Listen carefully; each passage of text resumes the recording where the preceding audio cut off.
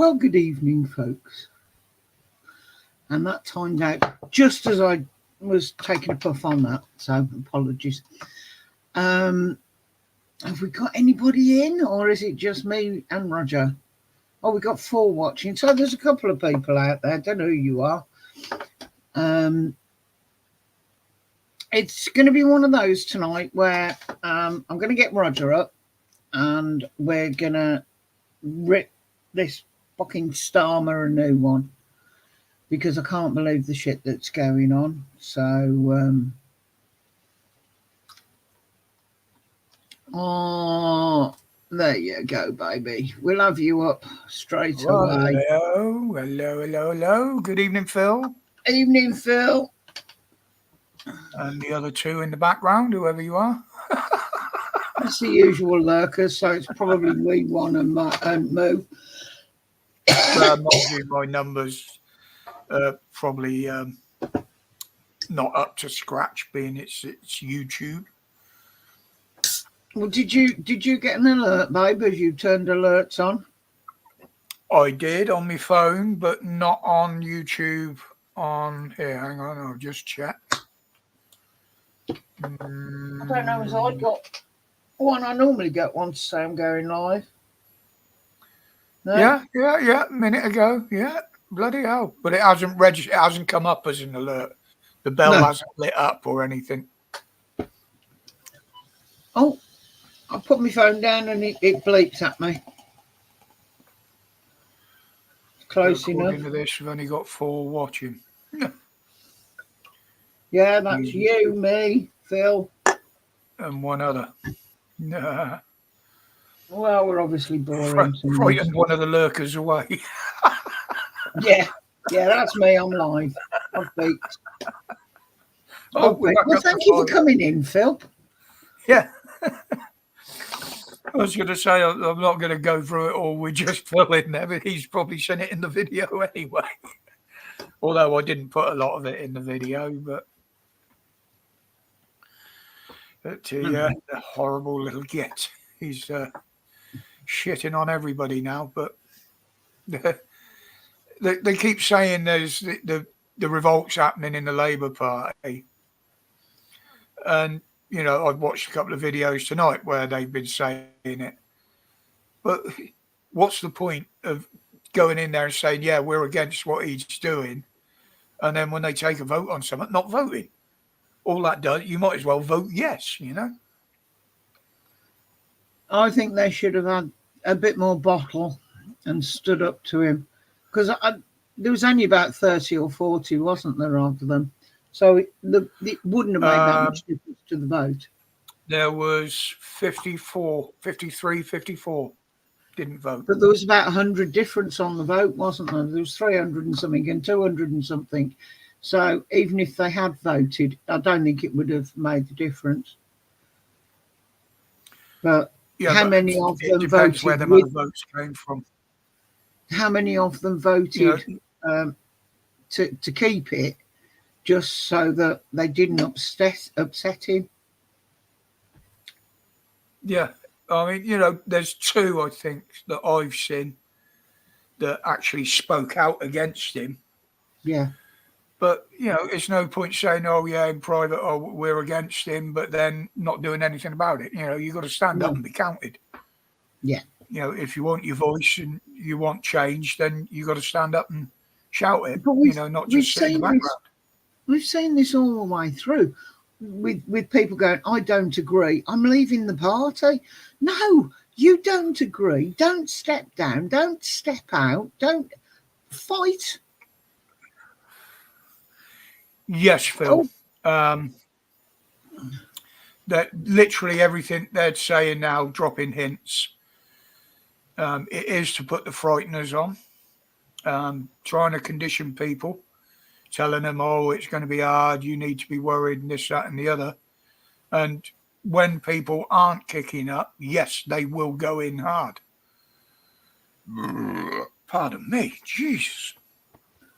I don't know whether that's the drinking on the pensioners. Why are the dumb fucks picking on the pensioners? That's what gets me. Everything that he's doing seems to be aimed at the pensioners at the moment. There is a lot of other stuff going on. Good evening, Graham. But mainstream aren't putting it out. A lot of, even on the internet, social media, a lot aren't covering it. Especially the things with the police, new powers he's trying to give them. There's all sorts he's doing. That's what I mean. At the moment, I said it to somebody today, that at the moment he's pushing stuff through at such a speed that it's a job to keep up. Especially for me with my memory. And But doing 10 minutes a day, you don't get time to cover it all. But I'm sorry. Yeah, how is he managing to do this without putting it to the vote first? How can he just say we're going to do that and it has to happen? Well, what he does, he makes a suggestion, and then when it goes to cabinet, that nobody does anything about it, so that they don't have to vote. Basically, he can put stuff in at certain levels without a vote. They can invoke things, and I don't think like it's right. I don't think it's right. He can threaten to remove the whip if they don't vote with him. Whoever's running the party, they can. You can be ejected from the party. Yeah, it's morally wrong, throwing somebody out just because they're speaking out against you. But they can do it. They can get away with it. And this is what he's doing with the new thing that they're talking about at the moment. He's actually set a committee up to modernise the government and parliament. This will include things like fucking around with the Lords, changing the rules so people they can do things without having to ask. And that's what that committee is absolutely designed for. Yes, Graham. People are kicking up about what's that? It is, Graham. It's a dictatorship, mate. It's not a democracy. We haven't had a democracy for a long, long time. Quite a few years. But, people are asking now, is he worse than Liz Truss was? Well, in some ways, yes. In other ways, no. She actually fucked up on the economy literally because she went around it the wrong way, especially with the idiots she put in there as Chancellor. But what he's doing is he's twisting it. He's lying through his teeth. I mean, the OBR, the Bank of England, and lots of other institutions have already said he's absolutely fucking lying through his teeth about the deficit in the finances. They're refusing to publish the information, so nobody can actually check other than the financial institutions that are involved in it. And even they're saying that it isn't there. Hi, Jen. Just looking. Yeah, no worries. Yeah, Sunak, Roland, he was a total screwball. He didn't have a clue. But yeah, Starmer is making him look good. But they're both, the ideas he's coming out with now are virtually the same as what Sunak did, just in other formats. And to the point where they're actually starting to quote WEF statements. So it's obvious where the commands are coming from. It's, they're controlled by the WEF. This is one of the things that I picked up with his speech on the hospitals and the NHS. Lots of other things because, I hear little things that everybody hears them, but nobody takes a lot of notice.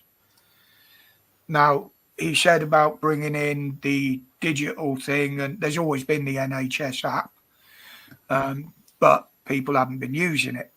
Now, he wants everybody to sign up for that. So literally, they've got a correlation of everybody's medical records. Now, using AI like he wants to, just after that speech, he was talking and saying that they want to use AI to predict illnesses well into the future. And he specifically said about obesity, different foods, what people eat, and stuff like that. Now, if they bring in the central digital banking system, which they're all for, and a lot of banks and a lot of countries are heading that way already, now he'll be able to look at the AI. The AI will say, right, people are getting too fat, they're eating too many takeaways and shit like that. So straight away through the AI and the digital app and the central bank system, they will say, right, we've got too many obese people, therefore we're going to stop people buying it. We're going to stop people eating it. And they'll be able to do that. You're going to have to starve, darling. Yeah, well, I'm grumpy. But that's another thing that they're bringing in. And it's already started. They're already saying now that they're going to ban advertising of junk food and certain drinks, sugars, fats. At the moment, it's only after 9 o'clock that they're before 9 o'clock that they're going to ban the advertising on them. But they're hoping the advertisers are going to say, right, okay, he's banning us from advertising this, that, and the other, so we won't bother. Which will take revenue away from the enterprises like rail networks and shit where they advertise it. It's already banned on the Underground in London. Transport for London have already banned adverts for fast food. They banned that last year. Time for a open Swiss bank account. Believe it or not, Graham, that wouldn't do you a lot of good at the moment, mate. Simply because there are people from the WEF that are involved in some of that, and it's not the holding system that it used to be. Cash under the mattress. Shops won't be able to accept cash. It will be digital only. So there's food markets gone, boot sales gone, private sales, buy and sell gone. They've already started with eBay. Look how they're taxing everybody and shit on that, and looking into that. Even YouTube's doing it. If you earn money, I don't know quite how it works in this country, but in America, you're taxed at source. YouTube actually deduct your tax from any earnings you make from being monetized. But he's bringing in, a lot of it is going to affect the pensioners. Now, in fairness, yes, the pensions are going to go up.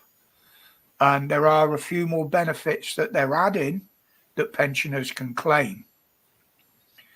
But the big thing that people are kicking up at, someone said it the other day, the pensioners survived before they started bringing in this extra payment. But the price of things going up, shit like that, they're still going to struggle. That bit extra used to help them see through the winter. Now, if he's taken that away. Now, you imagine they take away your bus pass. What was the other one? Prescriptions. Eye tests, and free glasses. Discounts that they get on different things. And that all adds up to quite a big loss that they've got to find the money for. But if you're on a lower income, if you're on non-pension credit, like being on UC, then you're entitled to free prescriptions and free glasses and free. If they keep that side of it, it means that it's the wealthy pensioners that have got to pay for prescriptions and glasses and everything else. There is that. Are are they going to do it that way? Is that the way it's going to work? Well, I mean, Wales is known for the fact that nobody pays for prescriptions. Now, that's a burden on the taxpayer. That should As, be changed. as Grumpy Sapper says there about NHS Wales being run into the ground. NHS Wales has been being run into the ground in Wales for a long, long time, mate. All right, Graham, no worries, mate. I know how it gets you, buddy. Take it easy. Be safe out there. Take care, Graham. I Sorry know. if it's a bit of a downer this week, but we want a bit of a moan. I mean, I saw it firsthand when I destroyed my shoulder down there, and I mean that's a few years ago now. I mean, getting seen down there was absolutely abysmal. The hospital was absolutely filthy. Most of the staff in there didn't have a bloody clue what they were doing. They gave me some painkillers to take away, not in a little bottle or a little sachet or a little packet. It was actually in a letter envelope. Yeah, the Welsh NHS, and Scotland's the same. Yeah, no They're problem, Graham. Don't worry. ripping people off. Keep your chin up. Yeah, no worries, mate. I know you've got a few issues going on. Yeah, we'll catch up next week on that sometime, I expect. See how you're doing. But yeah, and the thing is, the way he's going at the pensioners at the moment, but he's going to be bringing in things that are going to affect everybody else. Yeah. Now, the big one he said, basically, reform or die. You're not getting any more funding until you sort yourselves out. But then he started going on about all this stuff he wants to bring in. Well, that takes money. Then the NHS has already spent, not yet, Grumps. No, sorry, not yet. The money that's already gone in has been wasted on things like I said about the diversity managers, pen pushers.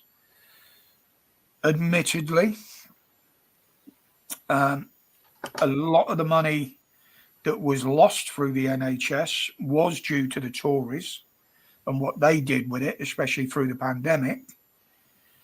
They weren't ready. It was a knee-jerk reaction. They spent far too much, way more than they ever needed to.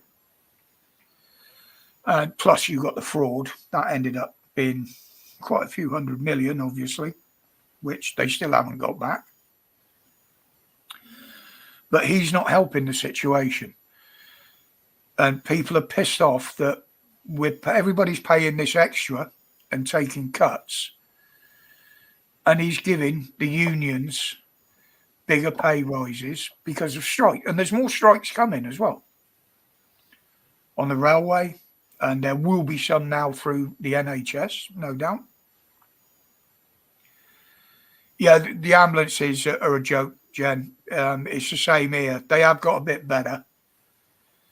But it's the waiting time is due to the backlog at A&E.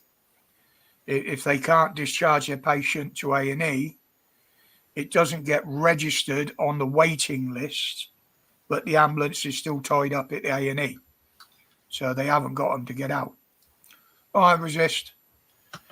Stitch. If Stitch is in there.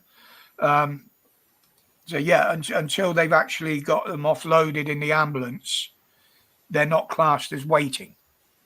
They're not registered on the numbers. It's only the ones that have been signed in and then haven't been treated. That's the ones they call on the waiting, what they call the waiting list at A&E. So you could be sat in an ambulance for 8 hours. That number doesn't get put down anywhere. But as soon as you're booked in, if you've got to wait for 2 hours once you're booked in, that 2 hours will go on the figures. This is how they hide them. They do it all the time. All right, Tony. But there was a lot more. I threw all my bloody notes out, didn't I? Oh, babe. Because I didn't do a video yesterday, and I had notes written out for yesterday as well. I forgot they were in there. I wrote them out, and I just didn't have the energy to do the video. But yeah, I mean, Heather did, Jen. Now, when she dislocated her hip last time, we waited 5 hours for an ambulance. When we did eventually get to the hospital, it was another 5 hours before she got seen. Bear in mind, her hip's dislocated, swelling, so it's a lot of pain. We had 5 coppers in there pissing around, which I actually had to go at, didn't I, babe? Because in A&E, sat in a cubicle, getting McDonald's delivered. Now, fair enough, they'd had a substance thrown at them. They didn't know what it was, but they obviously weren't in pain if they were sat there to eat. When they were waiting to go in for x-rays and stuff, they were fucking around with the kiddies' toys, sitting on kiddies' chairs and breaking them. And I had a right go. I called them an absolute fucking disgrace in the middle of A&E, didn't I? Yeah. And they shut up then because they were disrupting everybody. No, I'm not putting up with that. That was disgusting. But then she eventually got seen, x-rayed. Yes, oh, your hip's definitely dislocated. Well, we fucking knew that 10 hours ago. So they put her up on the ward, took her down to theatre, allegedly put her hip back in. The physio tried to stand her up, and the hip wasn't in. She knew it wasn't in because she can feel it. I could tell her. I've been telling them for a week. If it was in, I'd have been out of bed. Stand on it. It's fine. It's fine. She said it's not. And they had to actually take her back down to surgery again. You know, there's a lot of incompetence. Now, the other thing is a lot of NHS staff, believe it or not, have left. I'm not going to batter around the fucking bush. English people, English staff have been leaving because they're pissed off with it. They got pissed off with the way they were treated through the pandemic, and they just can't cope with the workload. So they've got loads and loads of agency in, and this is why there is a lot of foreigners and minority workers in the hospitals. Now, that is soaking up a hell of a lot of money because some of them workers, although they're not getting paid it, the NHS are paying up to $2,000 a shift per head to agencies. £2,000 a shift. Now, how much is that soaking up when you've probably got half the hospital that are agency workers? It's ridiculous, and this is what's got to stop. But there aren't many English people training for the NHS now. And bear in mind that what's the nurses training now? 3 years? 2-3 years just for the nurse? They ain't going to get anybody and enough of them to take over from the agency staff. So that's still going to keep soaking up money. To me, they are physically destroying the NHS on purpose, like Tony says in the comments there. I've said this a long time ago. They want to destroy the NHS so everybody has to pay, whether you've paid into the system or not. And another big issue, again, they're not publishing the figures. They've been asked time and time again, is how much is spent on treating foreign people, visitors that are here on holiday, those that are coming over just because they're ill, knowing they'll get free treatment here. They will not publish the figures on that. The Tories were asked over and over and over how much is being spent on that. They wouldn't give it. You know, you go anywhere in the world on a holiday and you have an accident. Even if you've got health insurance, 9 times out of 10, you have to pay through the nose yourself and then claim it back off of insurance. When Donna was away, my eldest grandson slipped on the side of the pool, bashed his head. So they had to take him to hospital. Cost her 200 quid. She got her insurance and everything, and she got it back. But it cost, and that was just, I think, just an X-ray. Well, there was that one with a brain injury. He was in a car accident, got hit. I think it was it Hungary or Greece, somewhere like that. This is a year or so ago. It was a local that hit him, so it was proved that a local was the cause of the accident. He was in hospital in an induced coma because of a brain injury. He had insurance, but they couldn't get a medevac to fly him out for 5 months until the fucking insurance agreed to pay for it. They had to take the insurance company to court because they were holding up the money while this poor bastard laid there for months in a coma, waiting to be flown back home where he could be treated here because they wouldn't treat him there for it. That's how ridiculous it is. Now, can you imagine if the NHS did that to somebody? Oh, no, we'll keep you in a coma, mate, until you can pay.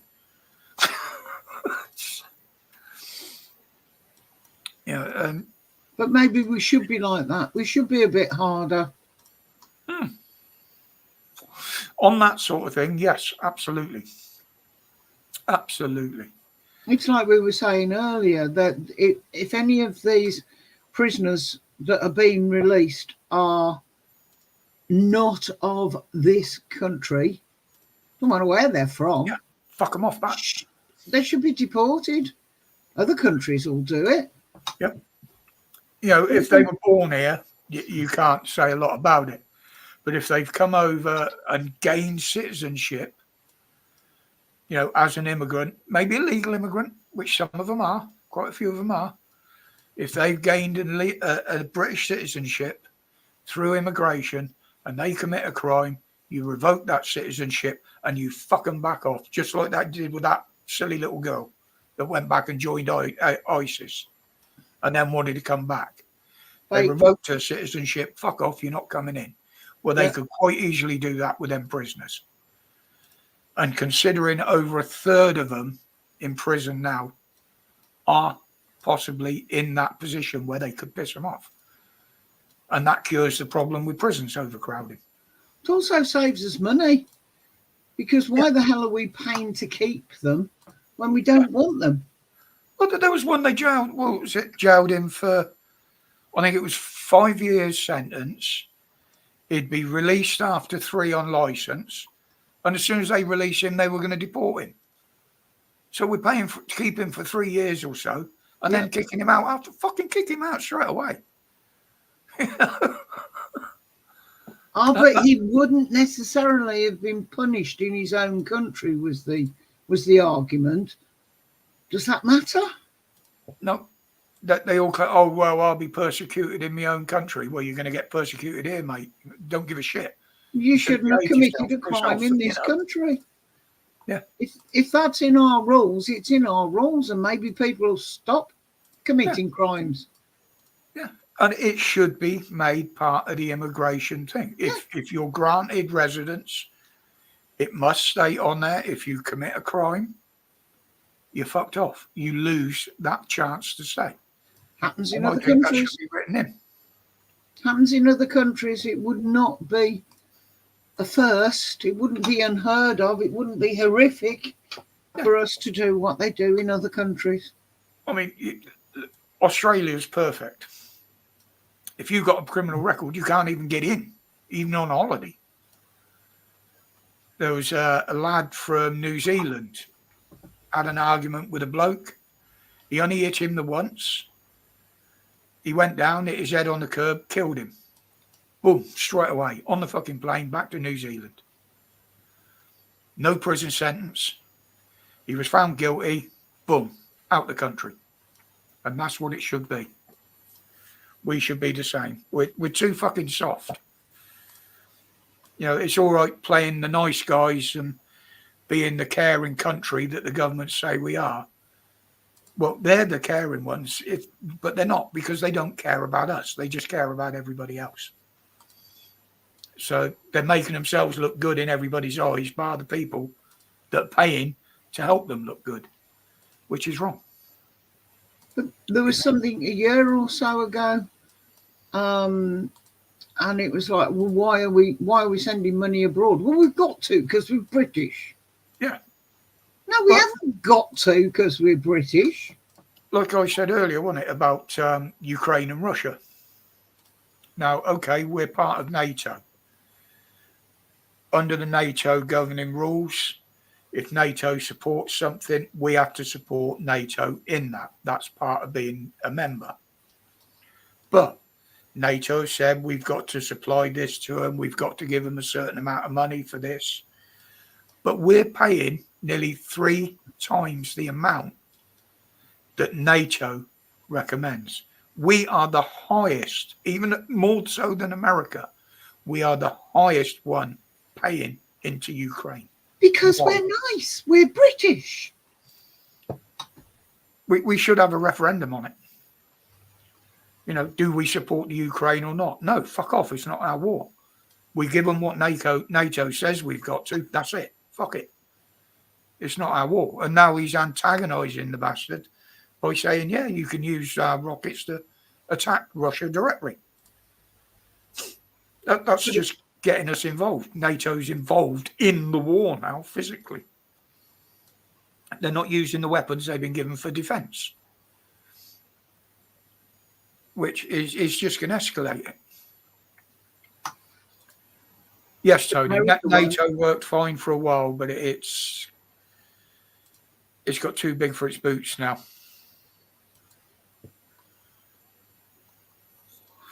Yeah, referendums do work as long as the whole population's involved. Yeah. Yeah, you're going to get the ones that don't vote, but on shit like that, they'll find that more people would stand up and vote and have a voice. Yep, we voted for Brexit. The reason we voted for Brexit, and that was the reason that the Tories got back in. And where did that end up? We're still paying millions to the EU, believe it or not, on a monthly basis. Brexit has never happened. Parts of it have, but not all of it. And every time we do anything with the EU, they rip us off or penalise us. Like the French being paid to stop the immigrants. You know, it's the tourists being ripped off with extra taxes. Now you've got to have extra checks if you go abroad. You've got to have different things on your passport. You've got to pay subsidies. You've got to actually give biometric readings on entry. If you haven't got it in your passport, you've got to give fingerprints and a DNA test before you can get into the EU from Britain. That's coming in at all ports. That's one they brought through very quietly. Doesn't happen when they come here, though, does it? No, they just jump on a fucking dinghy and paddle across, don't they? And, well, I haven't looked at the numbers that have come so far this week, but the channel's been almost flat calm most days. So there's going to have been a lot coming. It's easier for them when it's like that. But no, the country's got to sort itself out, and this party ain't going to do it. No. Or the ones that are running the party won't do it. You know, they're supposed to be the new Labour. They're not. Far from it. They are new Labour. They're more like bloody Conservatives. And my issue is, you got these people saying, well, I didn't vote for him because I didn't vote. Well, that's as bad as voting for him, because that's not a vote against them. It just makes it easier.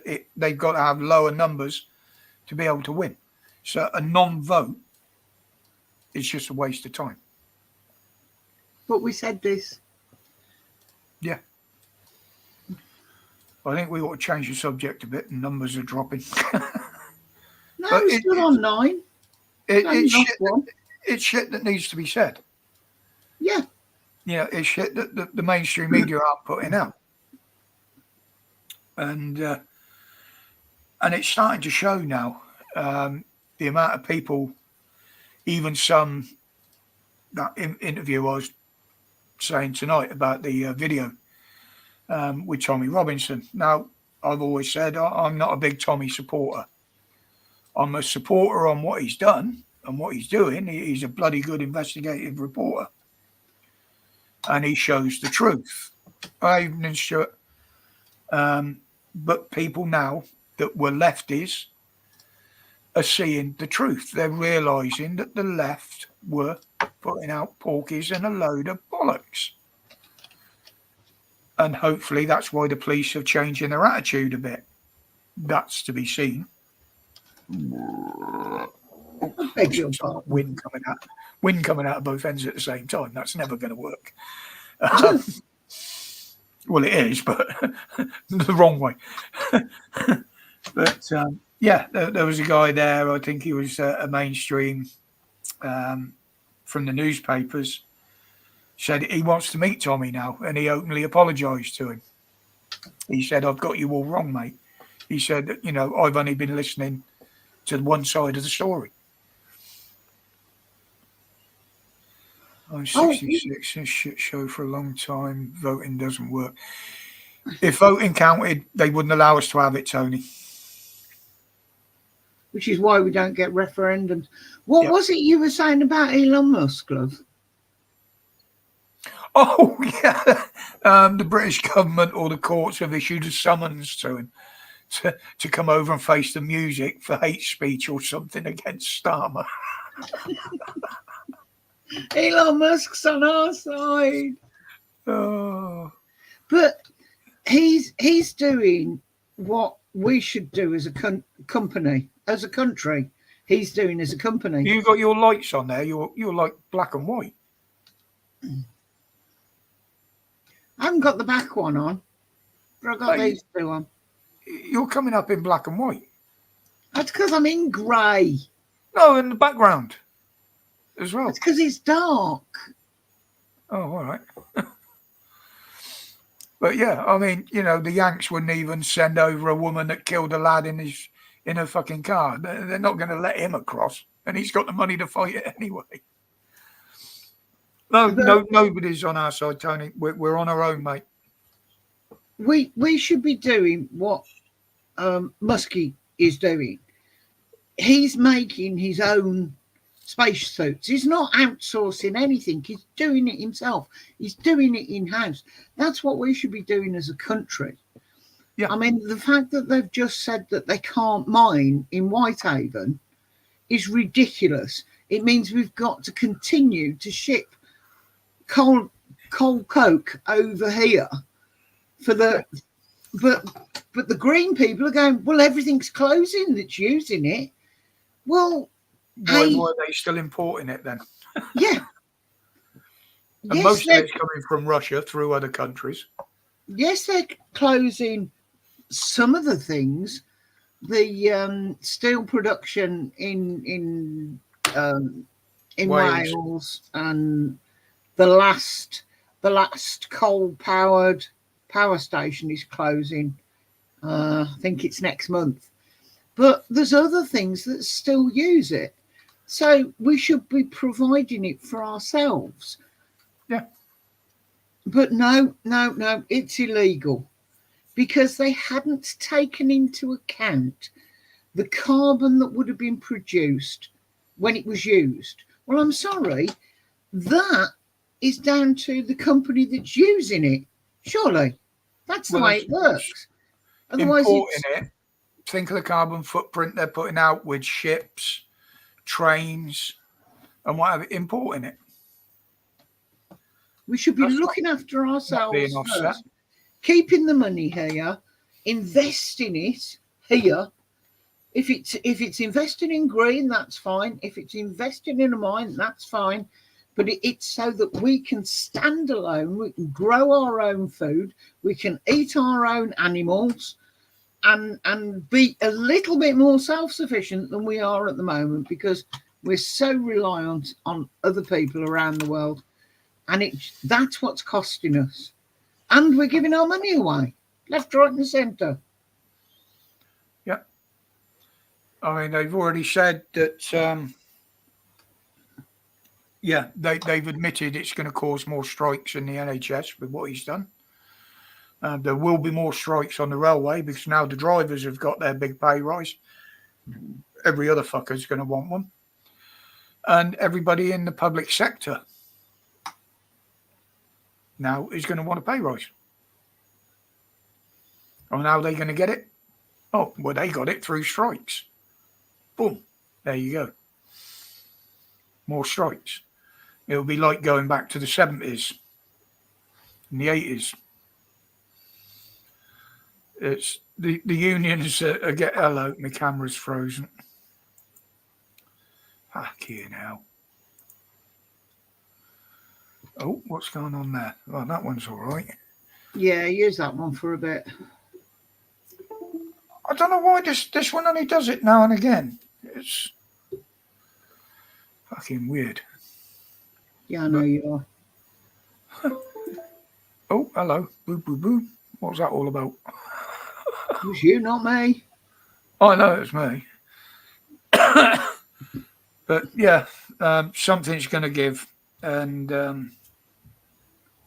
more and more people in this country now are seeing it. And they're going to start standing up.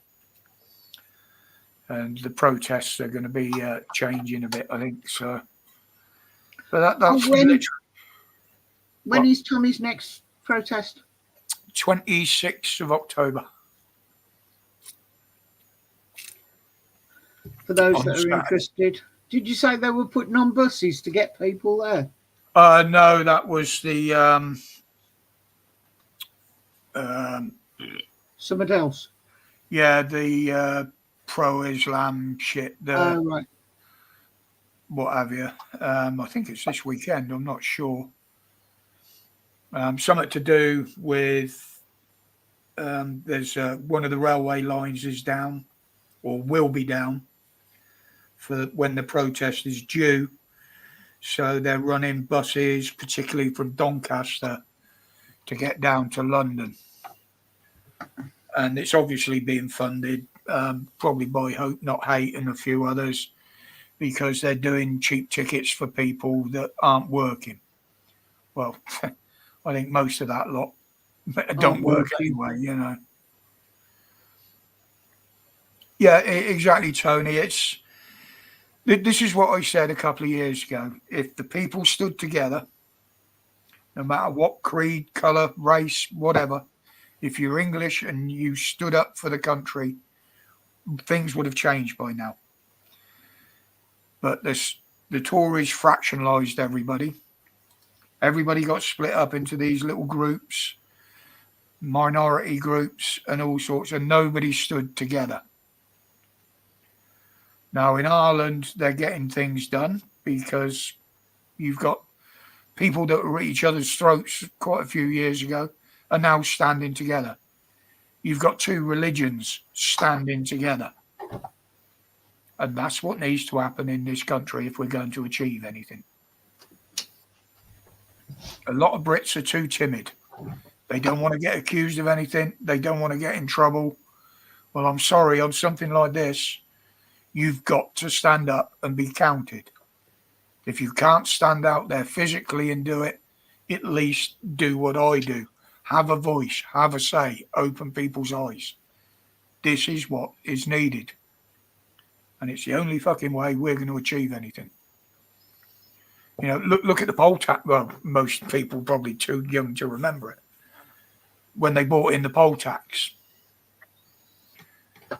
And literally the whole country stood up and said, fuck you, we're not paying.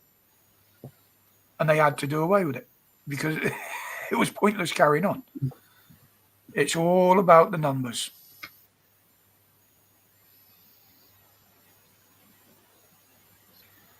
Yeah. Exactly, Tony. It's been happening since the 70s, 80s. I was at Leyland's when they were having all the strikes.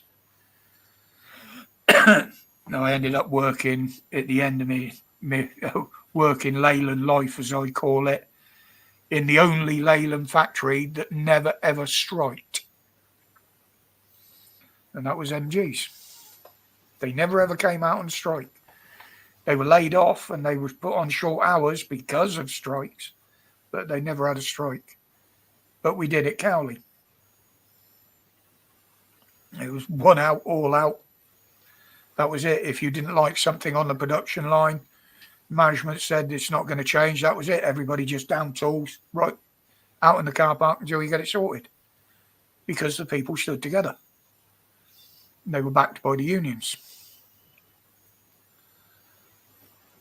I mean, the Midlands here, this is probably one of the most militant areas in the country during that era. And, yeah, I mean, that's as far as I can go with a lot of that without getting a knock on the door from the criminal bastards in the blue uniforms.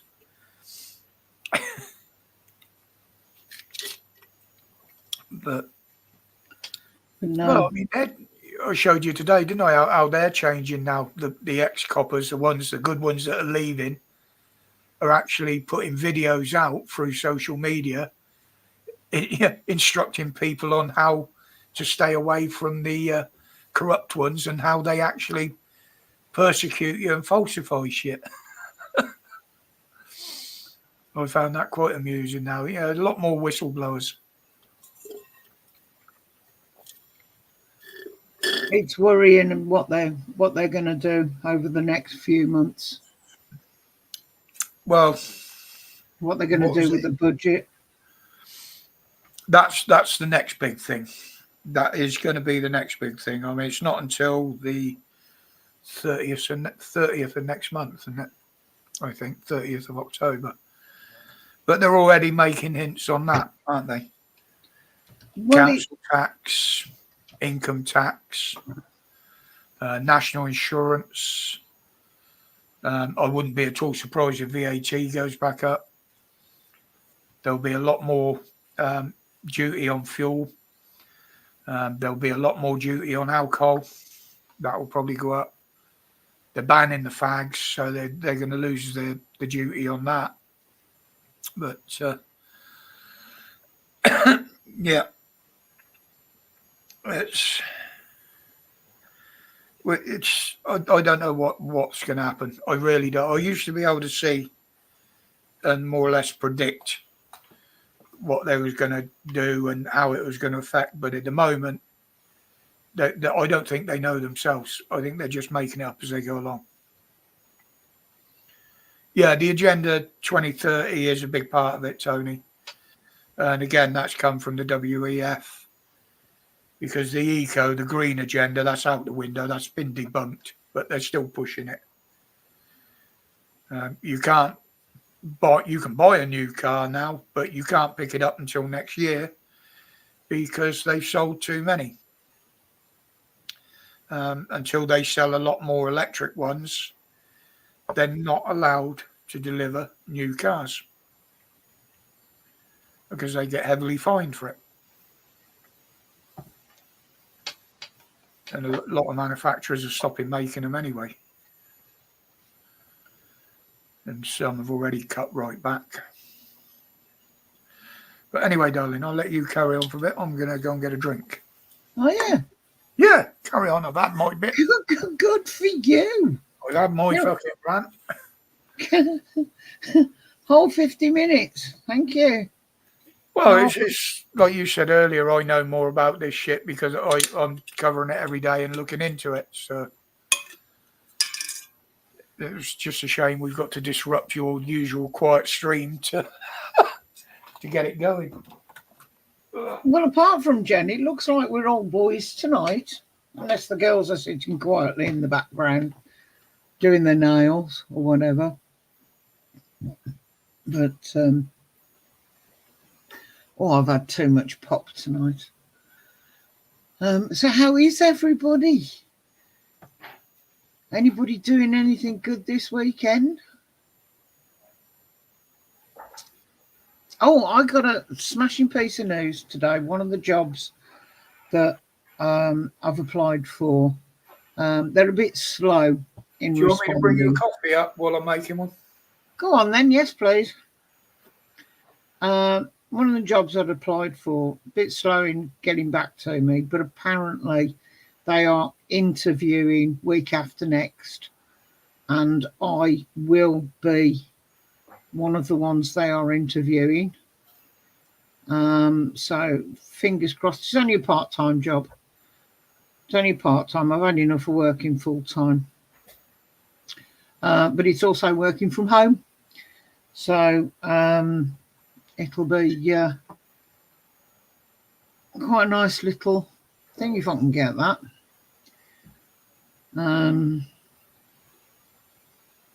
Be here in case he goes silly daft again. Should still be able to carry on doing this, because obviously Friday night won't be when I'm working, so still be able to do things and be a part of the YouTube family. So nobody's got anything, any news. Nobody's got anything new to share. Sounds about right. Sounds about right. I know Jenny was expecting visitors, so wouldn't surprise me if they've turned up. I haven't seen Jen in the chat for a while. Haven't heard anything from... Cheers, Stuart, thank you. I've got my fingers crossed. I've got insiders information on it. And as long as I don't mess up the interview, there's a very good chance it's mine. I told you about this Sure Start thing that I was doing, and they're helping me find... They've been helping find the job. And the lady that's looking after me there now got in touch with them because we hadn't heard anything for weeks. Because I didn't want to pester. Your camera's definitely showing black and white. Well, that's red. Okay. That's red. No, it's showing red is what I'm saying. It's just me that's gone pasty now because you made me turn the back light on. The lighting appears terrible. It's because I've only got a little bit of room, so the light is in my face, and it's one of the reasons I leave the back light off and have this on is I think I look better. But I'm sure he'll tell me when he comes back. I'm back. You're back. But you can see now that the room is in colour. But I'm the one that looks pasty. I'm saying nothing. I don't want to incriminate myself. Oh, hello. We're back on that one now. Right. Before I stop talking about it, there is another... numbers have dropped again. A very important bit about the NHS. Now, a couple of years back, during the pandemic, they brought out this thing where they were going to share all your information, your medical records, everything. It could be shared with the police, the council, and other agencies without your permission. Now, it was something that was implemented. You weren't asked if you wanted it. You were told very quietly, not widely advertised, that if you wanted to opt out, you could. Now, that is still in place. So on this NHS app, and the AI systems that they want to bring in, your data will be available, your medical records, to the police, the council, social services, and other agencies. Now, you can still opt out. Millions haven't because they didn't know about it. Now, you can do it by going into the NHS app or site, whatever it is, but it is not under privacy. They've hidden it away in the about section. Alternatively, you can go to your GP, to your surgery. You can ask for the opt-out form. If they haven't got one, they're supposed to get you one on request. If they refuse to give you one, you can go through the British Medical Board or whatever it is and complain about it, because they can't refuse you it. And you just fill the form out and you hand it back into the surgery. But I've just posted up the link to the digital NHS opt-out. Yep. And that's where you'll get it. And unless you do that, your medical records will be available to most agencies. And obviously those agencies are more likely to get hacked. So just be aware of that, people. I meant to put it in today's video. But that is still in place. They still can share your data.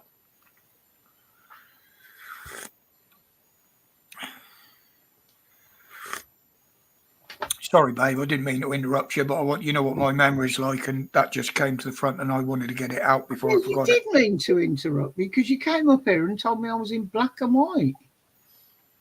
Yeah, but that's not interrupting talking on here, is it?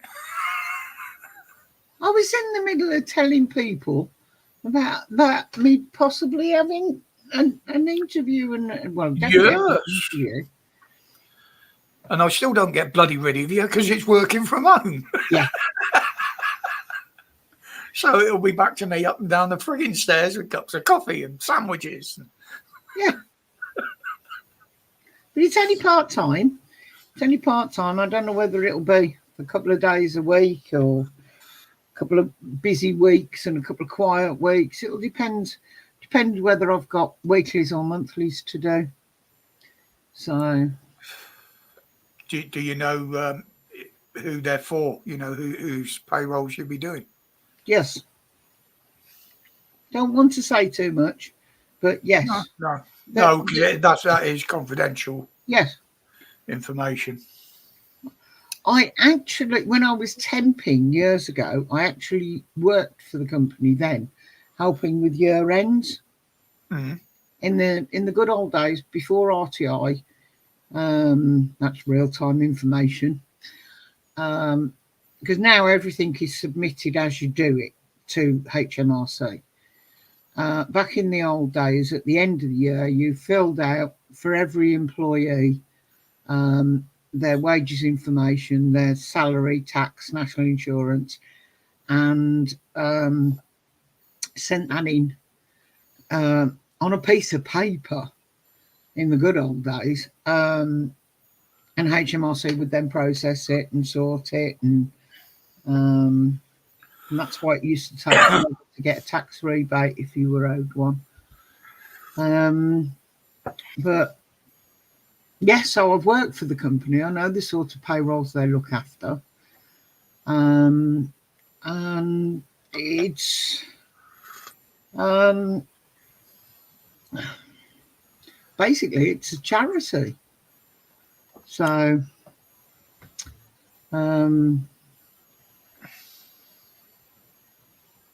it's not fast-paced accounting. It's about the clients, which is the sort of work I want if I go back into payroll.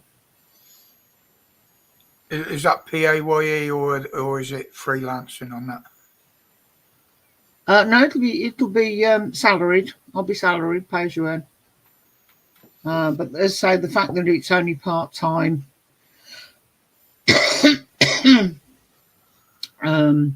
it won't be that much that I've got to fork out in tax and national insurance. Well, it was like me when I was working on it. I always stayed under the threshold.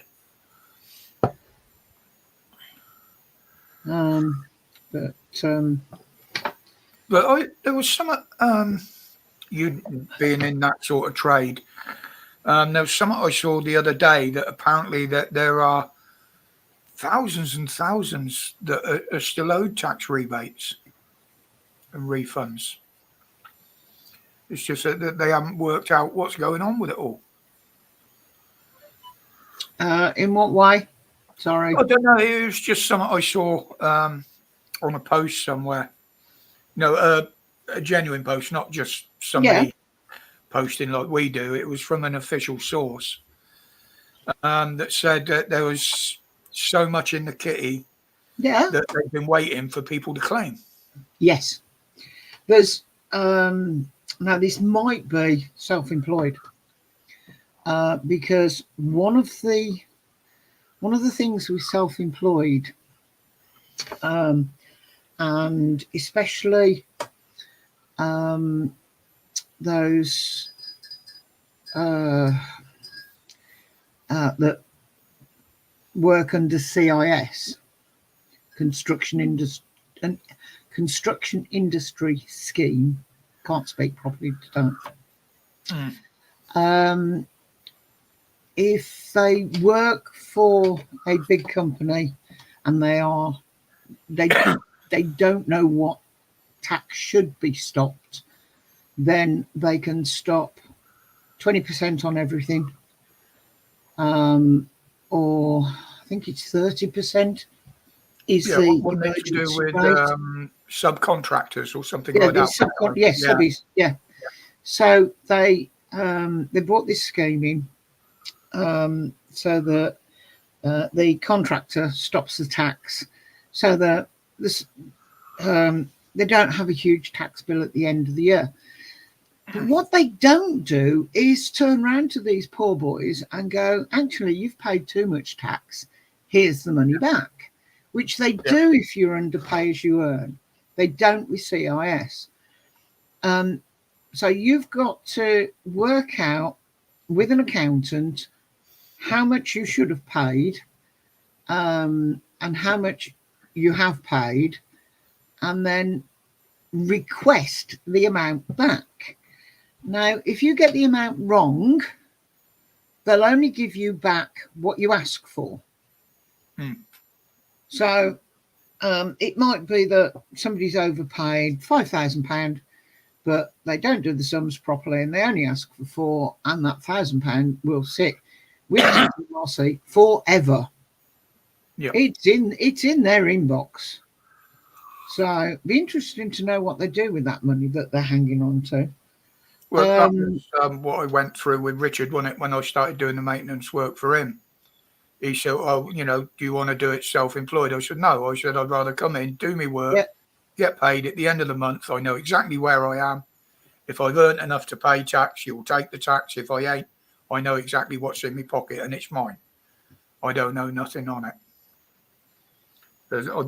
I was self-employed for donkey's years, and it used to piss the hell out of me trying to figure it all out. And in the end, I just went to an accountant, and once a year I just gave him all my receipts and shit.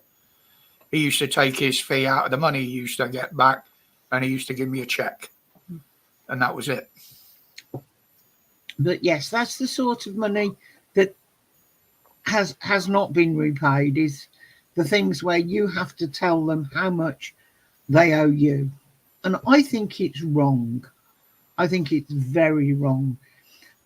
We had a company that couldn't get the correct status because they were always behind with paying things like their VAT. But the CIS that was being stopped of them because they were such a big company and they were losing 20% of everything, the money they needed to pay the VAT was being stopped on the CIS. And we're talking like hundreds of thousands of pounds sitting in a holding account that's been stopped off them for CIS. And then they're turning around saying, well, your VAT's due. And they go, well, give me some of that money back. And they always would say, you can't get it back till the end of the year.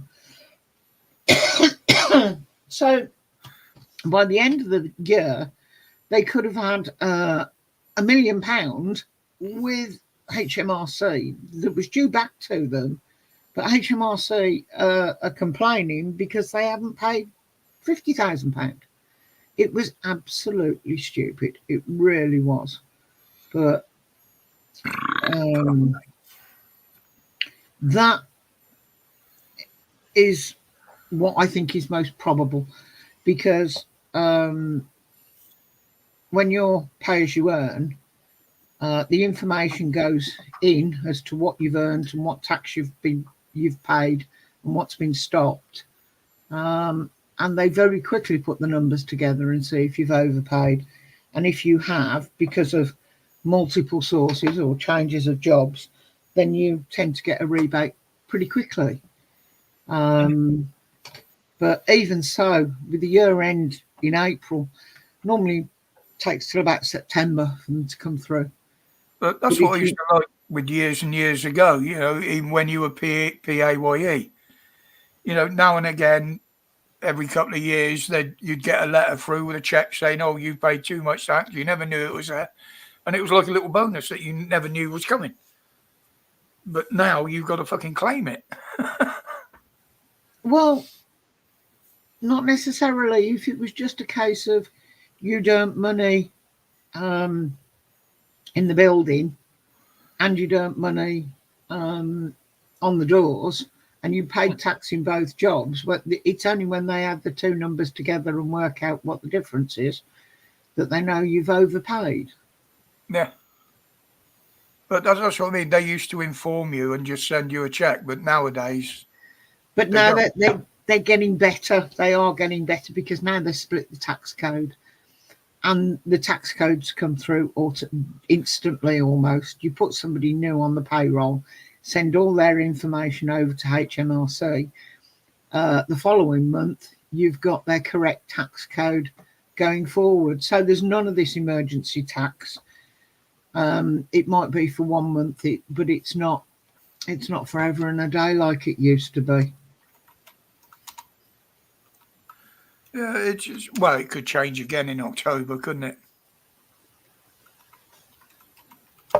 End of October. They're not going to do anything until April.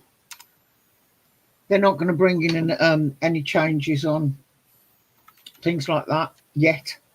They're going to do what. So I just put that in the chat. I hadn't moved for a while. I was just making sure we didn't have the same issue we had Wednesday. Yeah, it's just everybody's listening to me witter on because I'm boring. They're not talking to me. It's all right. They know how I feel during the day now. Sorry, I didn't mean that. When I do try and talk to you, you tell me to shut up.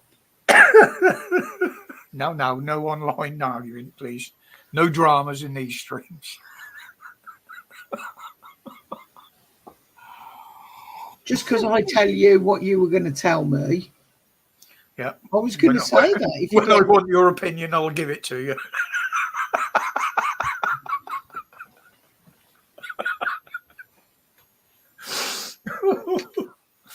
Oh, no. Sorry, babe. I didn't mean that.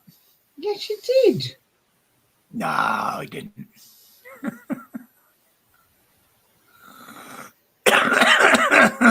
Oh, dear. Oh, that was the other one, wasn't it? All these fucking prisoners releasing. A big chunk of them are back behind bars again already. Are they? Yep. apparently, now I'm not saying I'm not a racist or anything like that, but I saw the report that said a lot of them are Pakistanis. Basically, they've gone round once they've got out. They've been going round and taking it out on the people that got them convicted. Like reprisals. And a lot of those are ending up back inside. But as I said, they're when was it? Probably a month ago. We found out that there was 5,000 hotel rooms that had been reserved and paid for, allegedly for the channel paddlers. Now, I think it's a big coincidence that they reserved 5,000 rooms, and that's how many they'd planned to release from the prisons. Oh, there's all sorts of things they got planned. Out on They table don't tell us about. Evening, Steve. Evening, Steve. Evening, Gordo. Yeah. It just seems a bit of a coincidence to me that. Well, at least they used them. At the end of the day, if they're going to release people from prison and they've got rooms that are paid for, and they go, there you go, go in. There's a roof, there's some meals. But what gets me is they don't help the poor kids that are sitting in shop doorways. No, but they'll help the illegals coming in. Yeah. They'll help prisoners that have been released, some of them dangerous and violent, yet they won't help our own homeless and the veterans. It's ridiculous. Absolutely ridiculous. But we've said that time and time again. We would sort the world out if they gave it a chance. New scam doing the rounds. ID UK taking money from accounts linked with India. I haven't heard that one, Gordo. She's due money technical out. She's not. Well, I don't think any of our accounts are linked to India.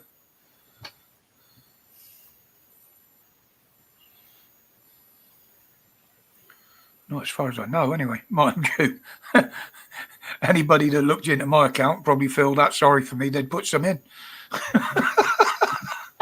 No, it's looking reasonable at the moment. Yeah, you put some more across, didn't you? Yeah, I put some across this morning so you could go shopping. See, Mrs. W, my banker. Notice I emphasised the B there. Banker. No, it's literally, isn't it? Because we got a joint claim for benefits and my sickness and that, so it all goes into one account. And he turned around and he says, "Can I have some pennies?" And I go, "Yeah, there you go." Yeah. He says, "I didn't want that much." I said, "You can buy me something nice." I bought you some biscuits. Take 15p first payment and payments to 27. I have no idea who ID UK are, Gordo. I know Nat West have had a lot of issues. They've been closing people's accounts down again for no reason given.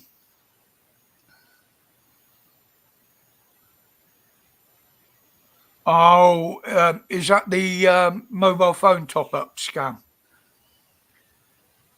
Where if you go into the internet because you want to top up your pay-as-you-go, there's a couple of sites on there that deal with all the providers, and they say, yeah, you pay them and they get you topped up. And they take money out of that. So if you say, right, you've paid £10, you put in £10 credit on your phone, and then go and check your phone, you'll only have like £7 credit. where this company's ripping you off. There's all sorts of things out there that, yeah, you click here, click there, and then suddenly you've got money going out to your bank on a regular basis. But that, to me, what Gordo's put there sounds very much like someone's got all of her bank details. Yeah, I had one on, but luckily it was on my card, not my bank details. It's one of the reasons I go pay on my card rather than my bank. Because if you cancel the card, they can't get any more then. But yeah, that was one where they took £1 and then they were trying to take more. So yeah. Testing the waters, take a little bit. Yeah. Oh yeah, right, there's some in there, right, we'll have that then. Oh, I need a shave, don't I? But that was a different scam. So, but one I saw, and I don't know how true it is people that drop thumb drives, USB drives, and it's actually got a virus or something on it, and you stick it in your computer to find out what it is, and it's instantly got access, and it's sending your details off to the owner because you've been nosy and thought, I'll have that. So if you find a USB drive on the street, just be wary. Be very, very careful. Gordo, the bank shouldn't allow it. If you've informed them that they've been taking money, then, and she said don't send them any, then they shouldn't send it. So that would be down to the bank. But if she's closed that account now, then she'll be safe. But yeah, there's all sorts of things like that, unfortunately, and it's horrible that we live in a world like that. I was with Virgin for my mobile, and they changed me over to O2. And a scam company had obviously got a list of numbers, because the moment I started with O2, they started phoning. I'm a valued customer. They want to offer me a discount on what I was paying, a reduction of 10%, which for some people would be quite a lot. But I wasn't even paying a tenner, so I wasn't that worried about a discount of £1. But they didn't know I was only paying a tenner. They'll never take responsibility, Gordo. Somebody could empty your account and it wouldn't be the bank's fault. They'll never accept any responsibility for that sort of shit.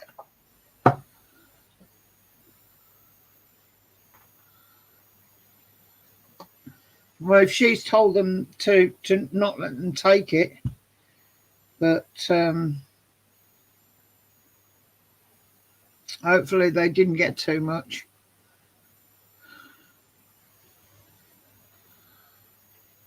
I'm just having a scan through here. But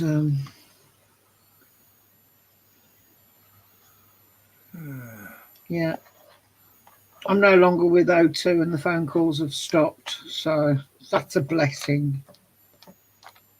But I started saying to them, how do you sleep at night knowing that you're working for a company that's trying to scam money out of people? They tended to hang up when I put that question to them. Well, it was like the housing scam, wasn't it? The repairs that phoned me. It was obvious where the call came from. And they said, oh, yeah, we do the repairs and then claim it back. I said, yeah, but it's a long way to come from fucking Bangladesh to come here to repair my house, isn't it? And that was it. They just hung up. I like the one when you said why are they phoning the West Midlands police? Oh, West Midlands, yeah, that was a cracker. You'd love that one, guys. It was a scam call. It was blatantly obvious. And I just said, well, why are you calling this number? I said, this is the West Midlands police number. And they were like, well, it's a mobile number. I said, yeah, don't you think policemen have phones? The West Midlands police officers are issued with phones. And that was it. You could hear a bit of a conflab in the background, and, and then it just went blank. But the other one is when they ring, is just sit there and say yes to everything. Just yes. Yes. Yes. Yes. Yes. It annoys the fuck out of them, and it takes their time to sit there listening, and they eventually give up. I've tried that, but it doesn't work with you. Yes, dear. Yes, dear. Yes, dear. Yes, See, dear. I love the last word. Yes, dear. Yes, dear. Dear cat. Is that bad? He was doing something the other day and he changed his password and he had to tell me what it is so that I can remember it for next time. Oh, it was Universal Credit, wasn't it? They sent me a message saying there was something on my account that... Yeah, and I told you exactly what it was and that you didn't need to worry about it because I could see it. But no.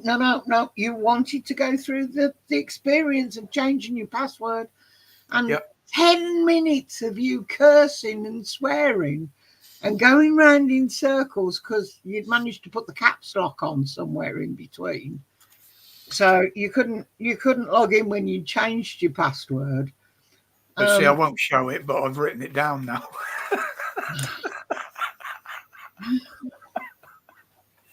But I can't remember.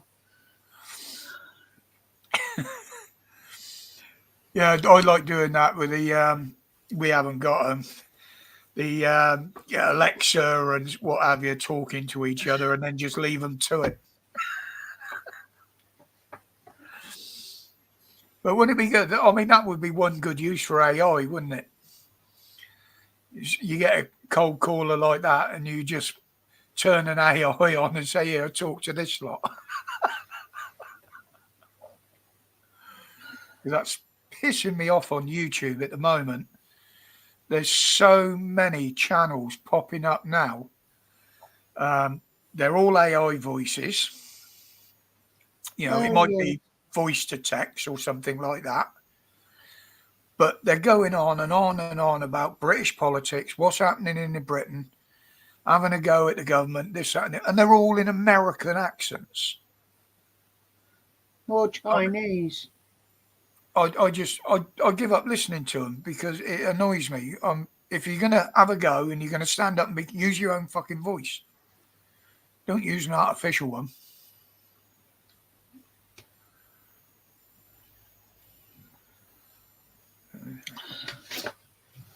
Oh, we used to get one. I used to get it regularly, Gordo. The old double glazing. Oh, God. They were coming around. Do you want some new double glazing? Oh, I'd love some. Oh, do you want us to give you a quote? I said, yes. I said, can you send it to Birmingham Council, please? Yeah. They're like, what? I said, it's a council house, mate.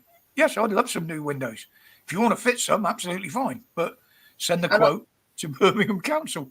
I tell you, Gordon, it's the best way to get rid of any sales like that is just turn around and say it's a rented property. It doesn't have to be.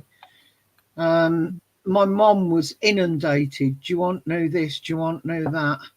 And I said to her, just turn around and say it's rented property.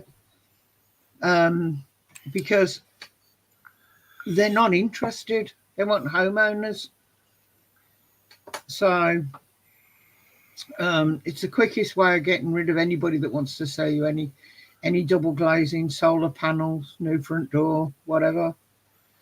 Well, I've started quite polite to the ones that knock on the door now. Before I used to be very rude to them right from the get-go. Sorry, I've never seen you be polite to anybody that knocks on our front door. I was polite to that young lad that was trying to sell us the fresh food or whatever it was. For 2 seconds before you told him to fuck off. Well, he wouldn't go away. He wouldn't take no for an answer. So then, yeah, it's go on, fuck off. I told you no, thank you very much. And you're keeping on, so fuck off. But I think the funniest one was the smart meter guy, wasn't it? He was trying to persuade me that we needed a smart meter. I don't know which company he was working for. He come to read the meter. No, not that. This one. No, that guy was fine. Well, I did the same with him, didn't I? Informed him. I said, "Do you know what you're pushing and how dangerous they can be and what they're actually for?" And this young lad, he was a young lad, I brought him in for 5 minutes and showed him that video I put up on the dangers of smart meters and what they actually monitor. And he was like, "Good God," he said, "I didn't know they do that." I said, "Well, there you go, mate, and there's the fucking proof." And he said, "Right," he said, I will look into that." And he went away quite happy. And then we had the guy, as you said, came round, didn't he, to read the meters. Mm. And he didn't have a clue what these smart meters do. He just, they're not worth it. You just keep tabs on what you're using. He said, "It's just as easy." I said, "No, it's a bit deeper than that." And explained about some of them with the radiation and about how they monitor what goes on in the house that's nothing to do with the electric. And he said, "Seriously?" I said, "Yeah, go and check it out, mate." He said only 50% of them work anyway. Yeah. And they've still got to come round at least every 18 months to read them, wouldn't it? Yeah, because I said I refuse to have one because I want to keep him in a job. And he says they have to read them every 18 months, even if it's a smart meter. What's Gordo putting up there? Get a call caller chatting about my outhouse.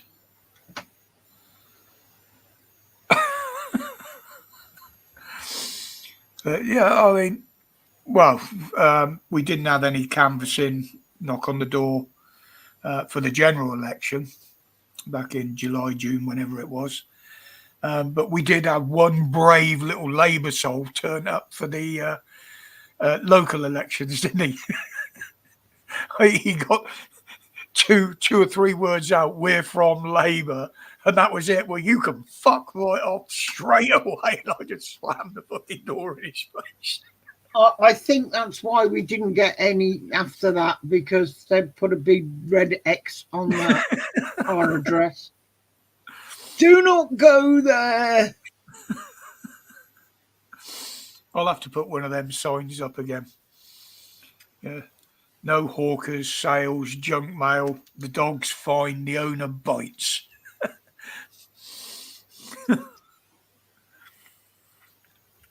Ring.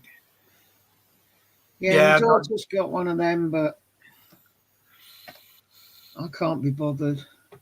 What you got to remember with them, Gordo, is the companies that supply them and operate them on your behalf also have access to your data and who calls. If it's one of those that's linked, if it's linked to like your alarm system and things like that, Donna's isn't. It's just a camera doorbell, and it goes to her phone so she can see who it is. So yeah. And then you got the legal implications on that as well, depending on how far the camera can see and what it can see. If we had one, we're in a particularly sticky spot, because literally, if it shows beyond the end of our path, our drive, which is very, very short, it's only a car's length, there's a school opposite. Now, obviously, filming school kids, especially in junior school, is a no-no. And it would only take one person to complain about that. So that's why when I was doing the outside filming, when I first started up, I didn't start my camera as soon as I walked out the door, because literally to walk up the road, I had to walk past 2 schools. And it would only take one person to complain about that. Your camera was pointed at the school, whatever, even if it's inadvertently, could have still got me into a lot of trouble. But it was nice to see AB get an apology from the police after they falsely arrested him. groveling little WPC on camera. Oh, we're so sorry. Yeah.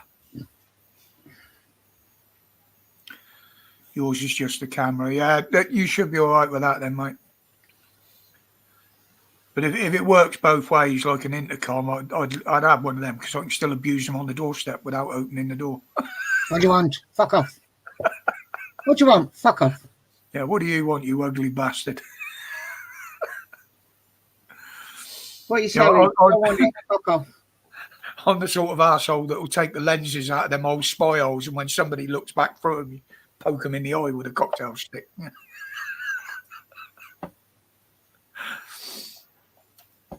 I'm not even allowed to talk to them and see what they're going to give me if I sign up. Because he comes out and shouts over my shoulder, "We don't want it, fuck off." He's so nice to these poor door-to-door salesmen. Flyby. Good evening, Flyby Stew. Well, I've always... Oh, that fucking camera's gone again. Good. That's quite a nice shot, actually. Oh, thank you. I've always said that they should make cold calling, either phone calls or door knocking, illegal. I've always said that. It's annoying. It's very, very dangerous and worrying for pensioners and stuff like that. And it just shouldn't be allowed. It was always an issue. By the time Mom got to the door, there was nobody there anyway. Yeah. So why did they knock? It's something that I've always said it shouldn't happen.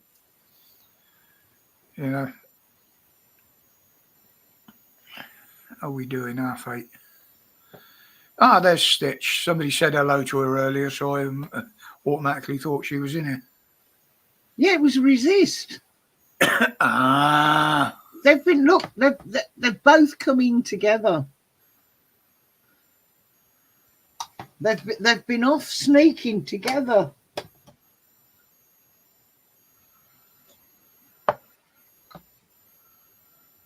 Yes, I know it was you, Resist. I know it was you. I'm observant. I remember. Oh, don't forget, if you've got enough money now, you can go and have a spacewalk, can't you? Can't afford that.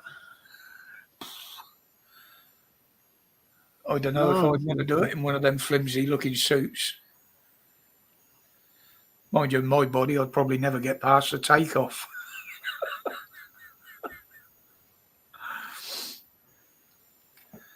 I wouldn't get in one. What the fuck is that? Oh, it's me yawning tonight. Oh, it's still going on about that coal mine in Cumbria.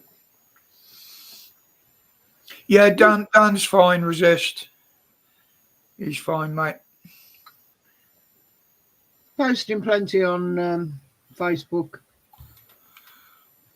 I've got one here. He doesn't bother getting in touch. So I'm not looking at the chat at the minute.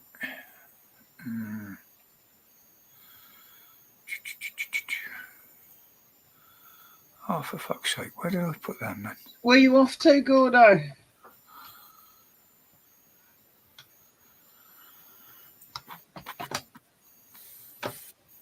Is that why my phone went buzz a minute ago? Let's have a look. Nope. Nope. Nope. Nothing there. Yeah, I've done it again. I've put some photos on my computer and I've forgotten where I put them.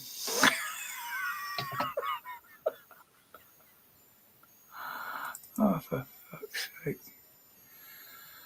Oh, dear.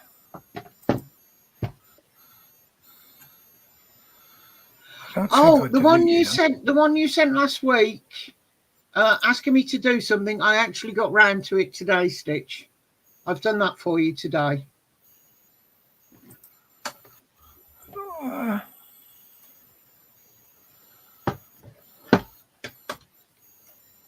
did it when earlier on tonight because I was checking my messages before we came on.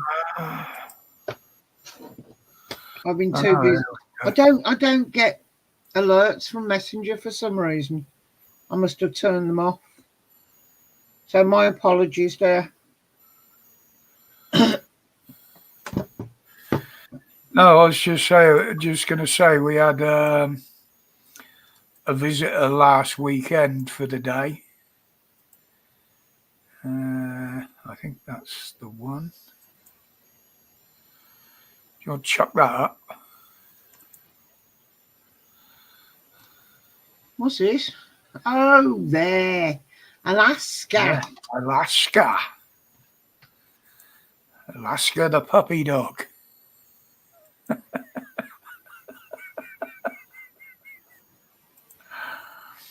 Oh, there's my unicorns. Yeah, dopey as hell. It's not even a year old yet. Oh, there's the unicorns again. I'll get rid of She was born 1st of April. April, was it? Yeah. Yeah, it was her first It's a time girl, Stitch, but she's adorable. Dopey as hell. She knows sit, paw, and kisses. That's about it. And it knows where the bed is when I tell it to get on it, and it knows to sit and stay when I tell it, doesn't it? And it comes to my whistle. Yes, I will resist. I will, mate. Former PC jailed after conviction for stealing from a dead man. There's been a few that have been had up for that resist. Pat did, I think there was 3 or 4 videos on different ones a little while back. One was the pictures, another one was money, and one was stealing from the house. But that's just the lowest of the low, that is. Pardon me. I hope you have a nice time anyway, Gordo. I had painting an offer like that a couple of years back. The cottage we go to, she actually, the lady that owns the place messaged me to say that because we go on a Friday and stay 10 days and come back on the Monday, so we avoid travelling of the weekend, and we get 2 weekends up there. And she messaged me in the week and said, if you want to come up a day early, you can do, because the people that were staying have left. But I couldn't talk him into going early. I was going to phone in sick, have an extra day off.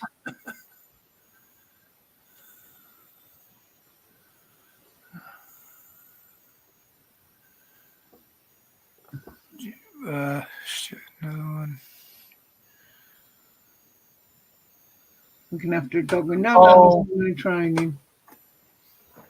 I think sometimes those sort of dogs are, because you just see old puppy. Yeah, sure. Was that the one on the bus, mate?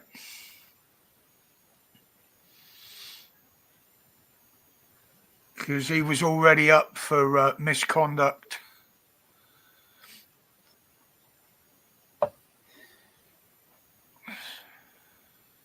Would anybody like to join us on the panel, by the way?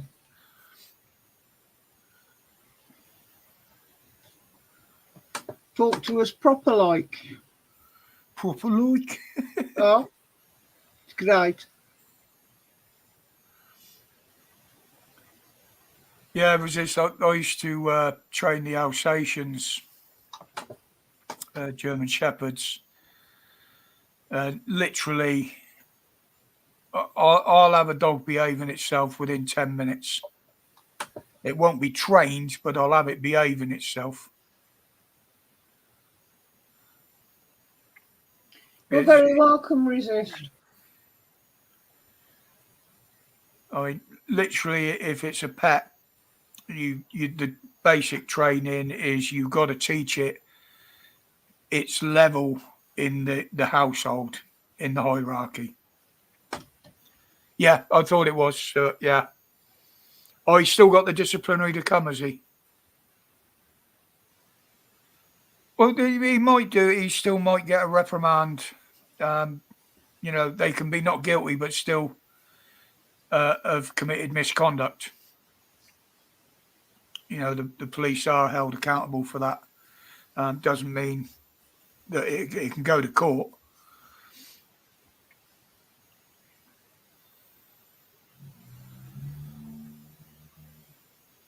Yeah, if you don't train them resist, they automatically think, excuse the pun, they think they're top dog.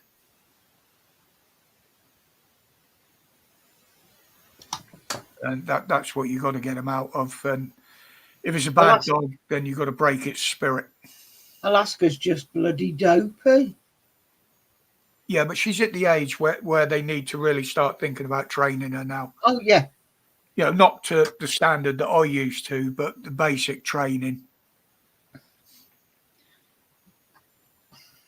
I mean, my best one, he was trained for obedience shows and stuff like that, which is that's another level altogether. That takes a lot of doing and a lot of time. But a lot of people don't bother as long as the dog will sit or lay down when it's told and won't pull on the lead. That's as far as they go with it. But because I used to like mine to have a bit of freedom, they were trained to walk to heel off lead and take commands off lead, even in the town and that.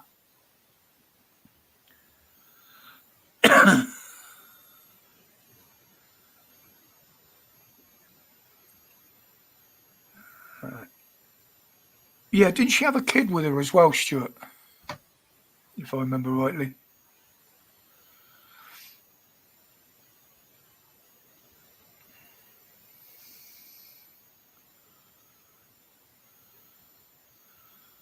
I think most of London's like that now.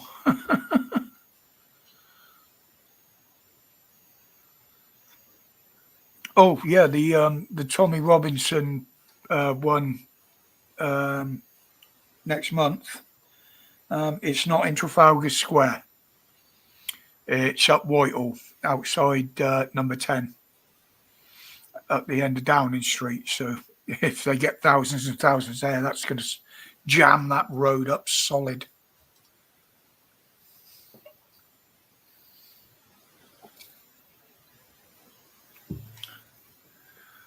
Russia fighting back against the Ukraine. Ooh. Do you know what? I had a real urge just now for a cigarette. Can't say fag, can we? Fuck it, of course I can. I was going to have a fag. Yeah. Don't know why. I haven't had that urge for months.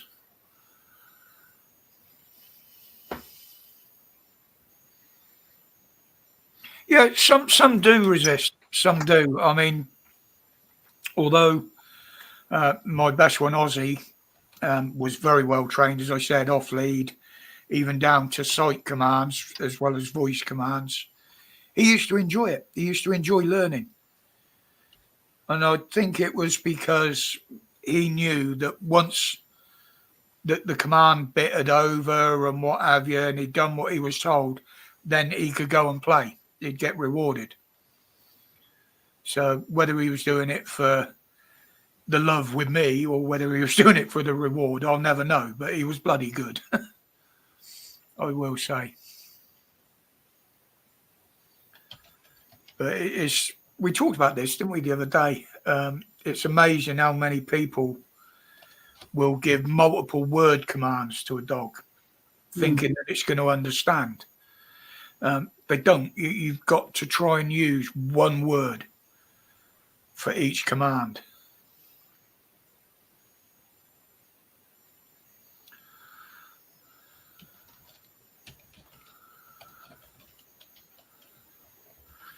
Yeah, I never done tracking or anything like that with mine, Gordo. He was literally trained for obedience. No, I'm not saying he couldn't do. He probably could have done, but they all know the word biscuit.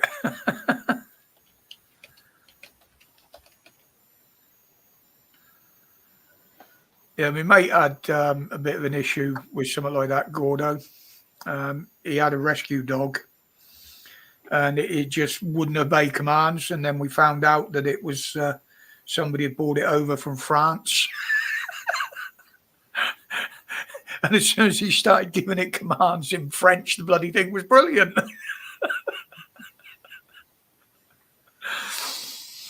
That was amusing at the training school, watching him walk around and barking out these orders in French. You're looking at him thinking, what the fuck? Yeah, especially if you've got a German Shepherd called her.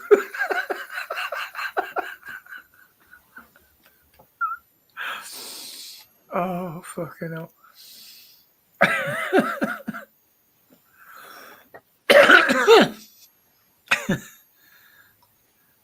I mean, my cat, she used to know commands for food.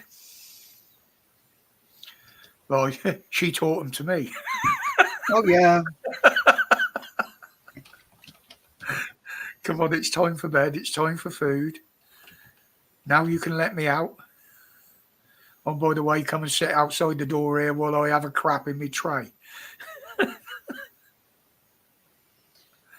Well, I had a cat years ago, and the kids have confirmed this. I'm not a liar. He used to say, let me out at the window. Feed me now. Can't remember what else there was. And if we went to the corner shop, he'd come with us. And Steve said, at the time, he said, I've got a sign on the door that says no dogs in the shop. He says, I didn't think I'd have to put one up that says no cats, because the cat would come trotting in after us, go up to where the cat food was, and wait until you picked a tin he wanted, and he would meow when you picked up the right one. Yeah, but it was like you could see on my live streams at 9 o'clock, the cat would be here pawing at my leg, because that's the time I normally go to bed. Come on, it's time for bed now. I want to go up. I've got a lovely picture of her where she's gone, I'm going to take over the bed tonight. You're not coming up. You're not having your side. And she's curled up on my side of the bed. And as I've gone up, she's gone, yeah? You want what? Me to move? Fuck off. His reactivity comes from being attacked by. Yeah, they can have reactions to that, Gordo.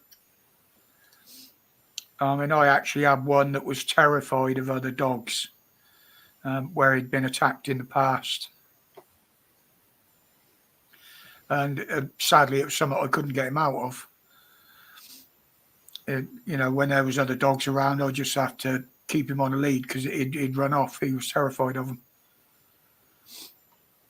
If I wanted to let him off lead and have a run around, I used to have to go out in the middle of nowhere so he could have a run.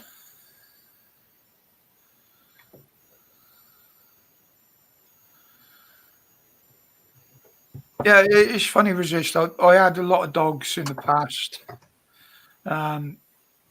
but it was a case of through work and other commitments.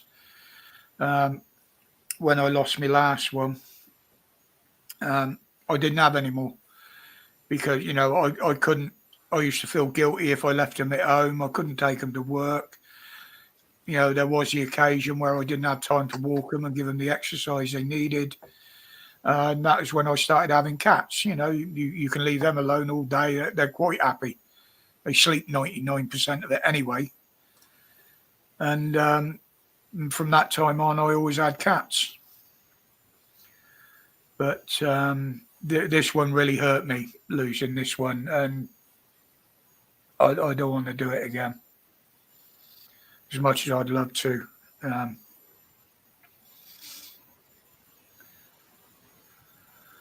got Mrs. W to look after and stroke and pet, Yeah. Don't jump around on my lap. You've never let me sit on your lap. Well, you're quite happy to go and shit in the cupboard if you want. I don't want. There isn't even a tray in there now. I can put one in. No, you're all right. You're okay. No, I said when we didn't have Puss, I might have a dog, because I've always wanted a dog. I've never had a dog. As a child, I wanted a dog. I wasn't allowed. Well, I was allowed one, but I was told if we had a dog, I wouldn't get to go on holiday. So I suggested a rabbit. My dad said when it was big enough, it would be going in the pot. Bark, bark.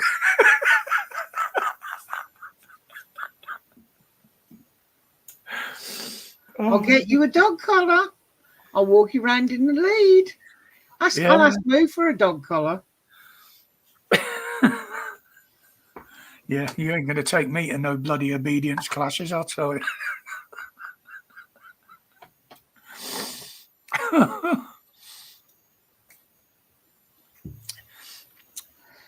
Yeah, I mean, that one Stitch, you saw what she was like in the videos and on the lives. She was just a constant shadow. If I was at home, she was there. She was never that far away.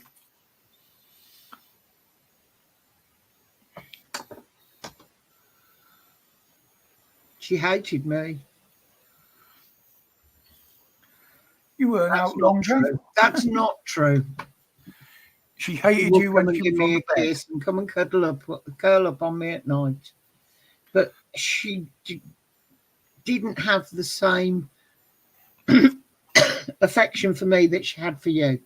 Oh, but no. As I said, you always said she would never nudge you, bump, kiss, whatever you want to call it. But she would me. But that's because that was her showing dominance over me. But you were dominant over her. Oh, it's always good to dominate a woman. Fucking cat here. You get you one of them headbands with the little furry ears on. No, thank you. No, thank you. But that's the way. I mean, I had one from a rescue centre some years back, Resist. And literally what I did, I just walked in and sat down in a room with half a dozen cats. And I just waited for the one that came to me, the one that reacted to me. And that's the one. I let the cat select me. I didn't select the cat. And it worked out absolutely fine, I mean, I'd love to foster some, but you've got a lot of medical issues with the ones that are stuck in them for a long time. You don't have to pay for the treatment, but you've got to take them backwards and forwards. Sometimes they don't last long. And, you get attached to them very quickly. So, the more you got coming through the door, the more you got to say goodbye to. And when you like animals, that's very hard to do. Well, one of the reasons I said I was never having another one is because everyone we'd had previously, apart from those that left, we had a couple that left, got run over. We lost so many to the traffic going past. I wasn't willing to go through that again. No. It's No, we've just got each other to look forward to in old age, haven't we? Hey. Yeah, Yes, we've got each other. the thing is, resist, especially if you live on your own. Even if they're not, an animal will kind of seem like it's listening to you. You can talk to them, and they will show emotions. They will pick up on people's emotions. Dogs and cats, and that's where the bonding comes in.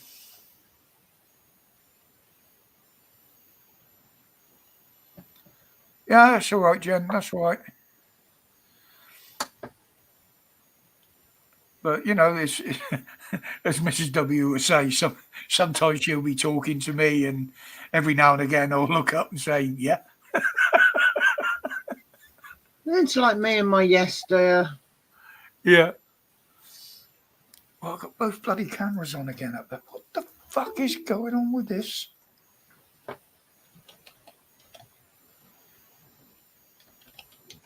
Sounds like fireworks going off outside. Just fireworks. And nothing, no festivals or anything going on. Look, that one's gone out of focus now. Fucking hell.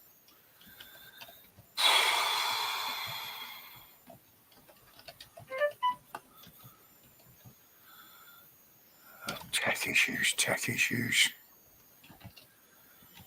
Ooh, it's going to get thrown out the window before long. I can see it.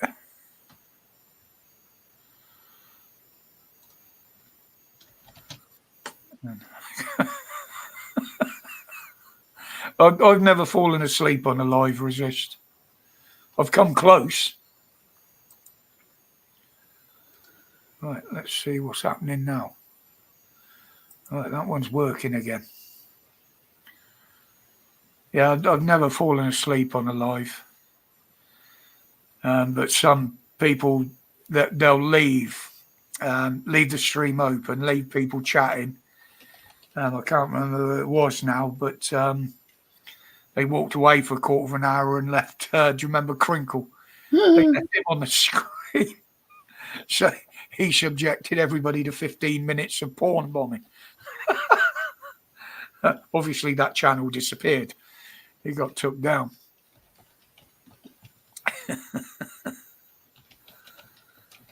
So that's why we always, I mean, I haven't got one on here, but Heather normally has an executive mod on hers who can take control of the stream.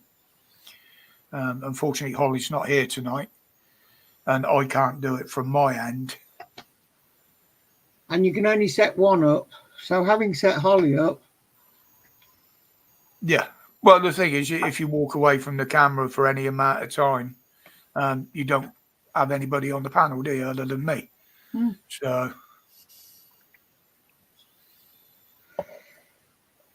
yeah, he was a wrong and resist. I believe he's still out there somewhere. But I don't go on any of those streams, and they certainly don't get in here. I don't allow them in mine. And Heather knows them as well. There are a few that I know that she doesn't, and that's why I've got the spanner as well. We don't want them, There's plenty of drama streams out there if that's the way you want to go. She's been on Facebook, Jen, but that's all we've seen of her lately. She's in a new relationship.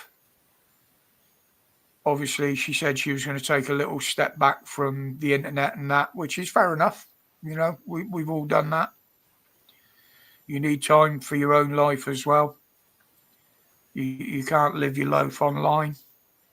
Thank you, Heather. What? I opened my mouth to answer the question that was put to me, and you answered it. So thank you, Heather. Oh, sorry. I'll put my wig back on. Yeah.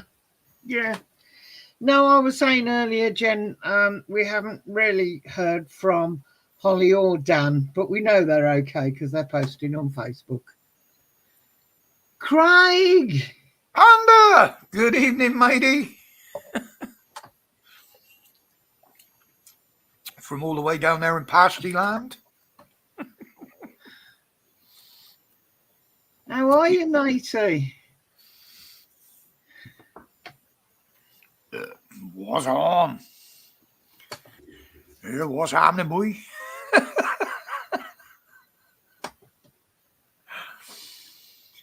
What's it been like down there through the summer? Or what professed to be a summer? I see they're stopping the... Sorry, what was you going to say? I was asking if there was loads of emmets. Loads of emmets. Well, it seems that the boardwalk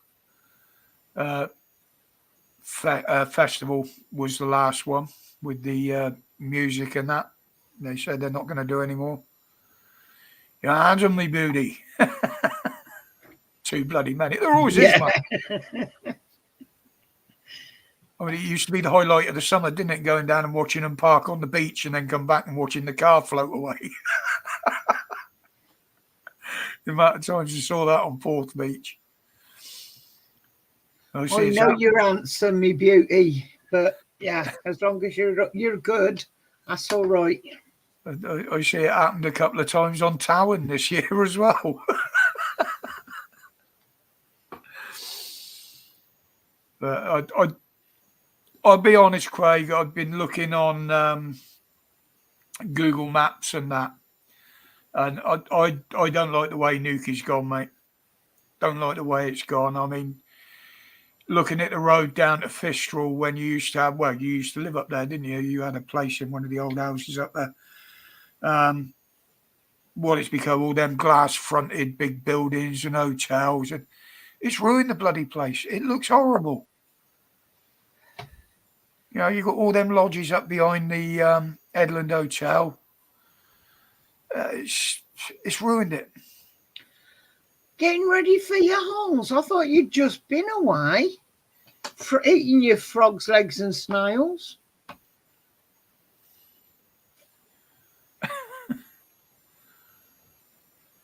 I can't eat critters like that. Wasn't him, it was the boys. Yeah, I saw that, mate, and it looks like they're going to revamp Nuki Airport as well, isn't it? According to the plans on that, they're going to have a spaceport. That's right. They can get a lot of the space cadets from Nuki up there, can't they?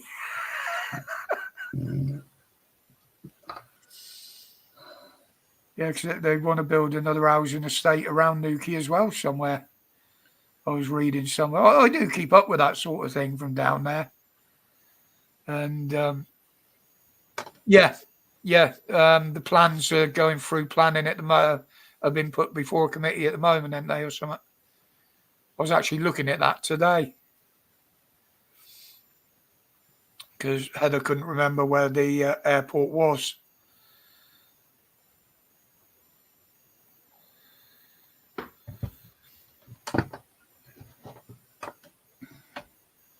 But I've never used. The only time I've been to it up there was when we were up there revamping the billets for the Americans, for the Marines when they stayed there. Managed to get myself thrown off the site that time as well.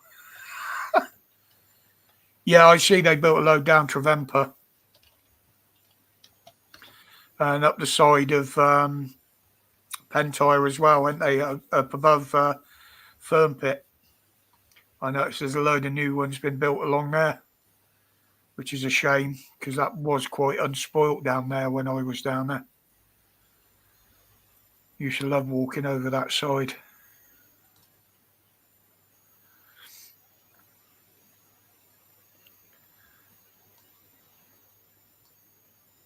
Funny enough, I found a CD I got here of the old Belfast busker. You remember he? There was a couple of tracks on there where I was playing Baran.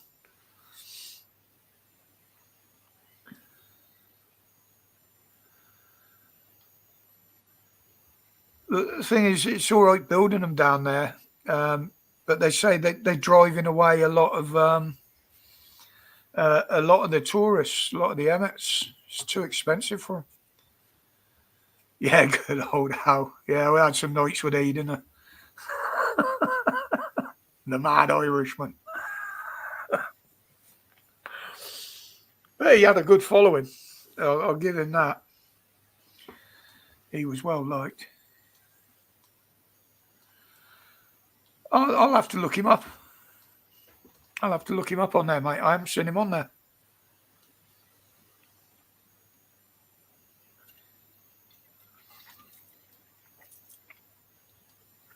Yeah, I used to love getting up on the stage with he.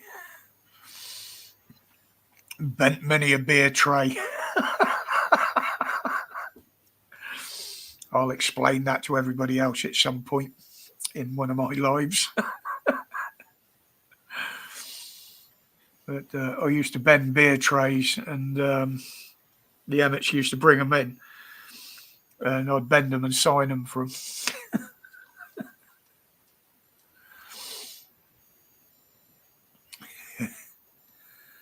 Yeah, I used to travel around with him quite a bit, actually.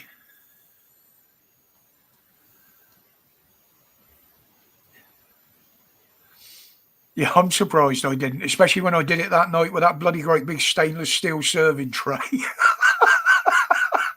But I did manage to bend it.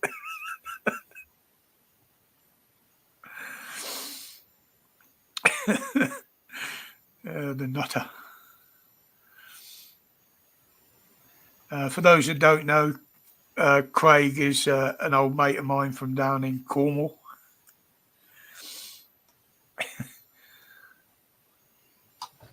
If you ever did get to speak to him, he could tell you a few stories, I'll tell you.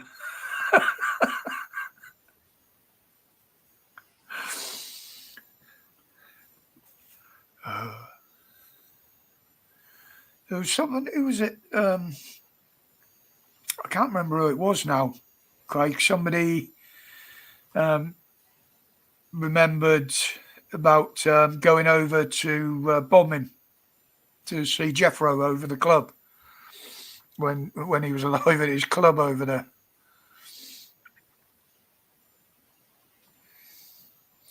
I'd be knacking. That's all right, me handsome.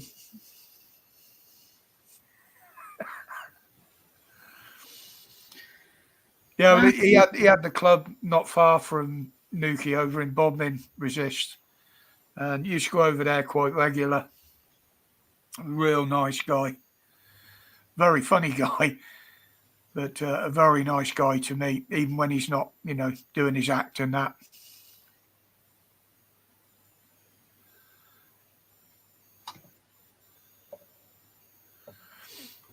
Oh, he was very intelligent, more so than people know, I tell you.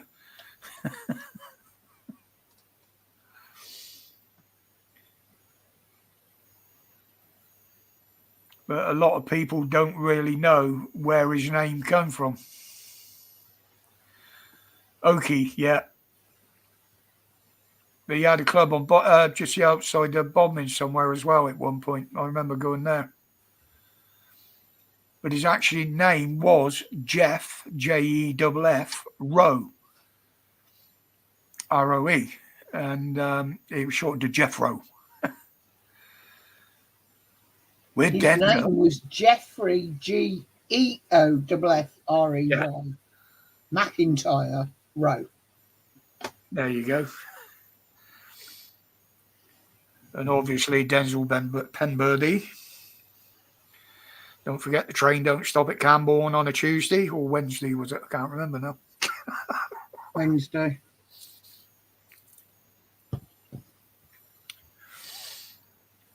This train don't stop Camborne Wednesdays. All right. You used to remember sitting there. Oh, what was it we used to sing? Going up Camborne Hill, coming down. A lot of people, unless you knew Cornish, they didn't know what it meant. Yeah, thank you, Craig. Yes, I was waiting for that. All right, Scar. Yeah. You leave my fluffy bunny alone. Oh, fluffy bunny here, like.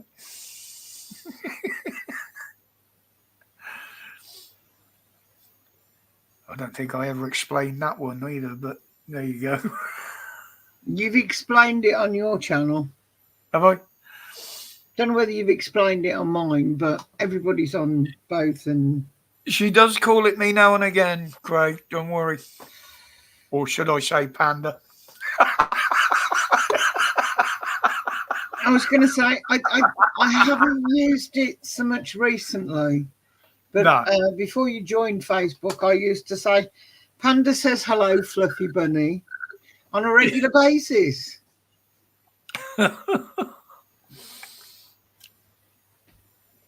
Yeah.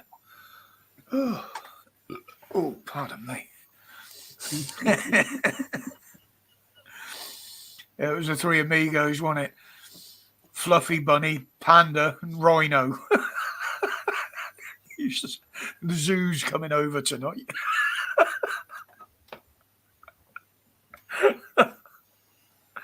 Oh, fucking hell. Back in the day. Jesus. I thought you were coming up to see us anyway, Craig. I'm bringing bringing Rhino with you, or vice versa. Loud shirt night at Skinner's.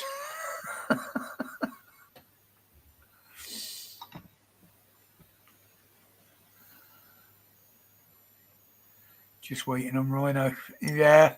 Is he still not very well, mate? Because he wasn't very well a little while back, was he? I know he was suffering a few years ago with his legs as well. Mind you, I've been suffering with mine the last few months. They gave me some pills, but it just made it worse. Oh, pardon me.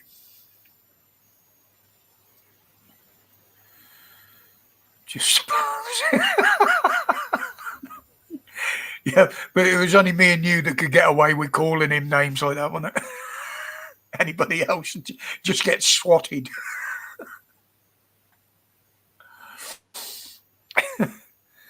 Jesus, could that boy eat? Oh, hello. What was that popped up on the screen? Something popped up then. Yeah, we went round and there was 2 Pyrex dishes full of, was it lasagna? No, Lasagna, wasn't it? Yeah. Lasagna or cottage pie, I can't remember. Something with meat and there was the Yeah, 2 was dishes. And the one got shared between the three of the Rhino's wife and us 2, and the other one was all for Rhino. It was rather a large portion. And he just still come back for more. Oh, he could eat. God, he could eat. Mind you, I could eat like that when I was on the weed, when I was getting the munchies. Well, I used to make myself ill doing it.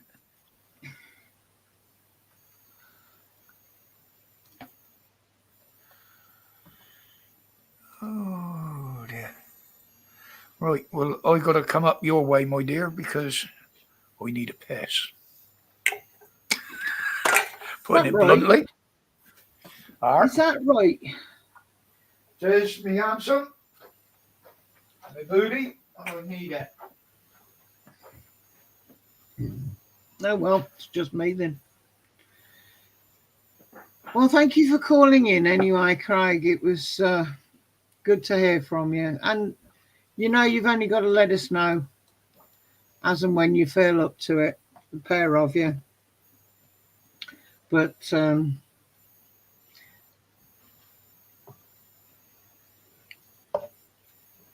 if it's a case of, yeah, Rhino's got cold feet, then yeah, we're a bit the same. We don't go very far. We don't do very much. So I understand.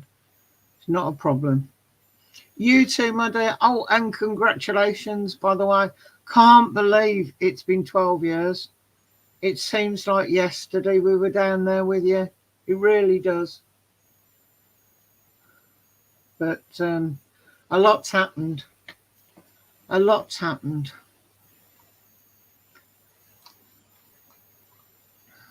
So, yeah, you take care. So, I've been a bit.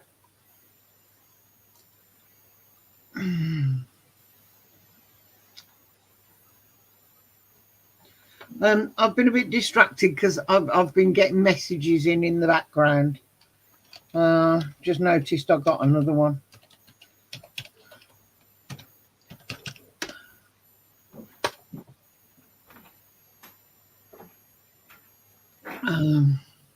It's a bit complicated doing half a dozen things. I'm not too good at that. Multitasking. But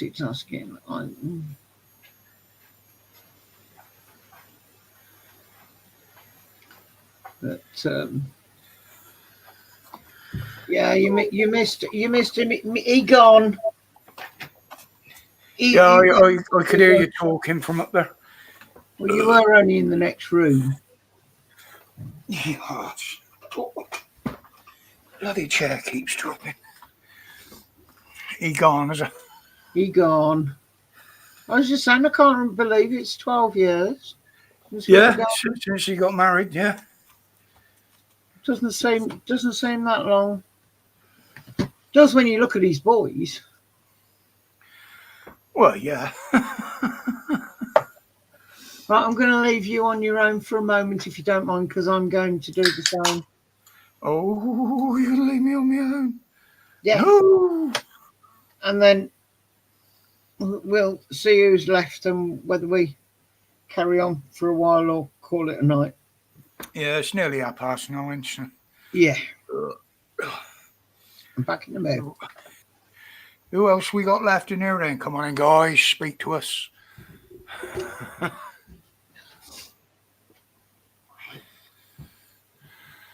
And the camera's still working. Yeah, Craig was... he's a real good mate of mine. And the day my dad died, I was down there and I was drinking back then. If I'm honest, drinking far too much most of the time back then. And he knew what I was going to do.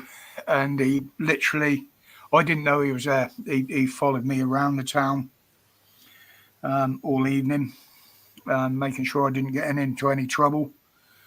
Made sure I got home.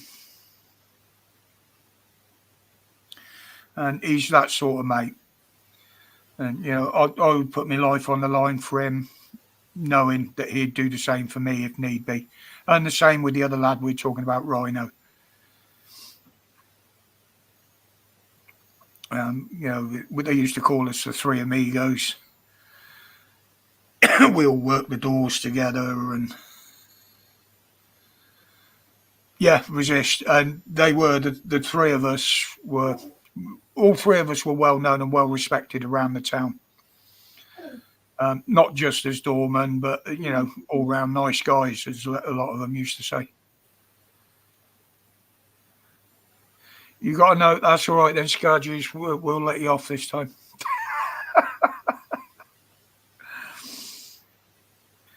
This was I couldn't stand the guy. Resist rolling rat. He made my skin crawl.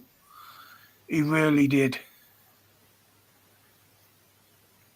He just looked like something from a horror movie. And Herr Starmer, Herr Gruppenfuhrer, he's got the sort of face that I just want to punch him between the eyes. You know what I mean? Horrible little bastard.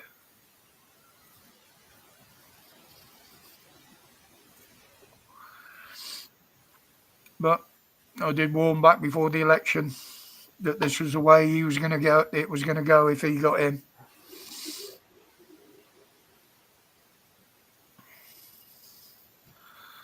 I tried to curtail the rants a bit now. Resist. Obviously, as time's going on, I've got to be really, really careful with my blood pressure. And when I used to have them rants, I could literally feel myself. I could feel the pressure building up. It just used to annoy me. And yeah, I still do one now and again on a weekend, but again, I have to consider my health. Yeah, I did go over the top sometimes. I'm surprised they didn't get taken down, the videos, but it needed to be said, and it needed to be said in the terms that people would understand. I couldn't stand the fucking idiot, and I wanted them to know that. Yeah, Starmer is Scar. I don't think people. I realised he was going to be bad, and I knew some of the shit he was going to come out with, but I didn't expect him to start doing it this quick. And I think he's doing it that quick on purpose. Literally to not give people chance to react, as it were. Yes, we can react with words on here, but to actually physically react, he's not giving any break in between any of it for people to do that. And I think that's by design. It's like a blitzkrieg, shall we say. Hi, little Stitch. Hi, little Stitch.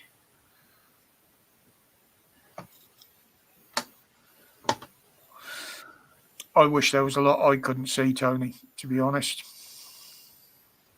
But that's where we are today.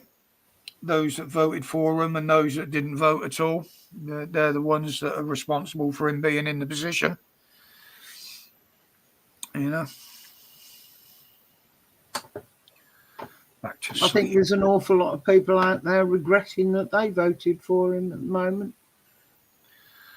Yeah, and a lot of people are openly saying it. Even his own people, they're jumping ship. They realise now what an arsehole he is. They thought they were there to work with him, and basically he don't want to work with nobody. He's got his little gang on the front bench, and that's it. And even one or two of them are kicking up. So, yeah, none of them seem to have the balls to raise a no confidence vote. Yeah, the unions thought it'd be all for him. Yeah, he's given a few pay rises out, literally because of the strikes and the unions. But yeah, giving them more money is absolutely fine. Just means he's going to take more tax off them, doesn't it? Got to get it from somewhere. You could have done a postal vote, Jen.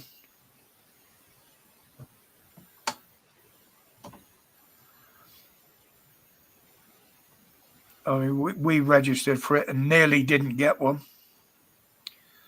because they ballsed it up on the dates, but we got there in the end. They haven't processed yours properly, had they? No. It would have meant it would have come through the post while we were on holiday. But I actually phoned them, a couple of times, didn't we? And had a go at them, and then all of a sudden, miraculously, it ended up on the doorstep before we went away. So, yeah, but that's what he's doing, Scar. And anybody that's opposing him from his own party, they're suspending him, withdrawing the whip, and it'll just end up with the front bench the way he's going. Nobody's got the balls to stand up to him and put that vote in. I mean, there was 53 didn't vote the other day on the pensioners' payment. You know, oh well, we didn't vote. Well, no, if you're going to go into something, you've got to vote one way or the other. If you're Yeah. against it, vote against it. Don't abstain. And some of the stupid piss ass excuses they were giving. One will say, "Oh, my pet had an episode, so I couldn't come in." Didn't want to have a dentist appointment. Yeah, the kid's dentist appointment, wasn't it? I don't know. Got a phone call that day to say the kid had to go to the dentist. I mean, obviously we got Labour mayor and Labour council here in Birmingham, but because we've got a local council in the Sutton area, they've always been conservative. Not that I trust they fuckers anyway, but and I've made that quite plain to them on the odd occasion. All right, Jen. Take care, sweetheart. No, Jen. There are more than a few of them, Steve, have been compromised.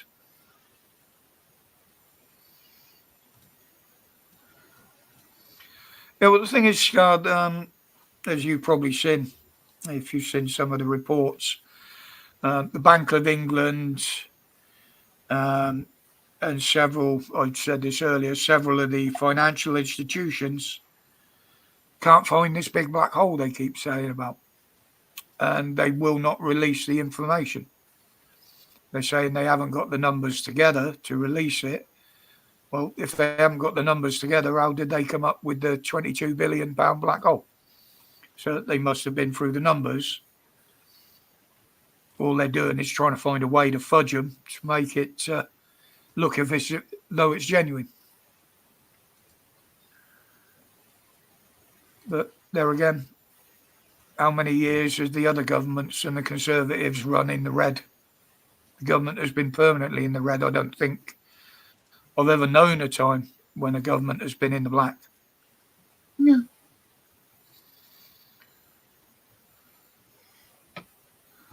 But suddenly it's a debt that's got to be accounted for and cleared. It's all wrong. Yeah, like I said earlier, stop the overseas payments, stop feeding the war, stop aid to a lot of these countries where the governments are just corrupt governments are soaking it up. You know, they'd soon get the money back. Or reduce it. If they don't stop it, just reduce it slightly.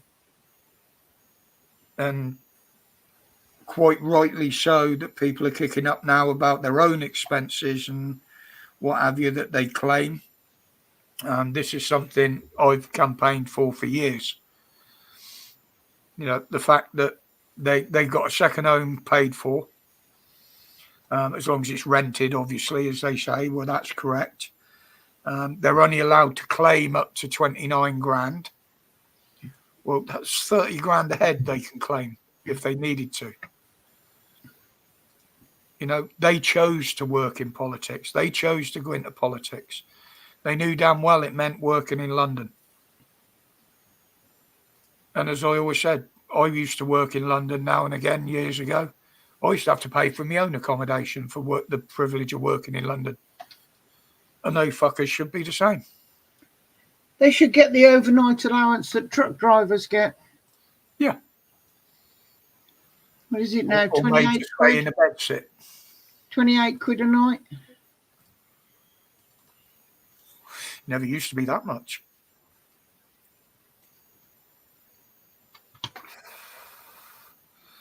Yeah, there is going to be a big kick-off before long with this. I can see it. More so with this lot than there was going to be if the Conservatives had got in. Oh, it's gone up. It's £34.90. But if they've got a sleeper cab on there, it's only £26.20. Yeah, to pay for meals and stuff like that. But, you know, at the end of the day, I don't see why MP shouldn't have £35 a night. Yeah, not thousands of pounds. No. You know, when you think about it, that the daily payment for turning up in Parliament, attendance as you were, they get more per day just on that than most people get in a week. You know, I don't know how their tax works, whether they pay tax the same as every other man. You know, if they do, then yeah, they're going to be heavily taxed with the amount they earn. But with this now, what they're trying to do,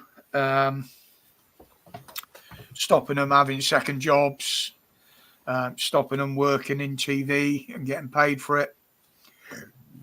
Totally agree. Totally agree.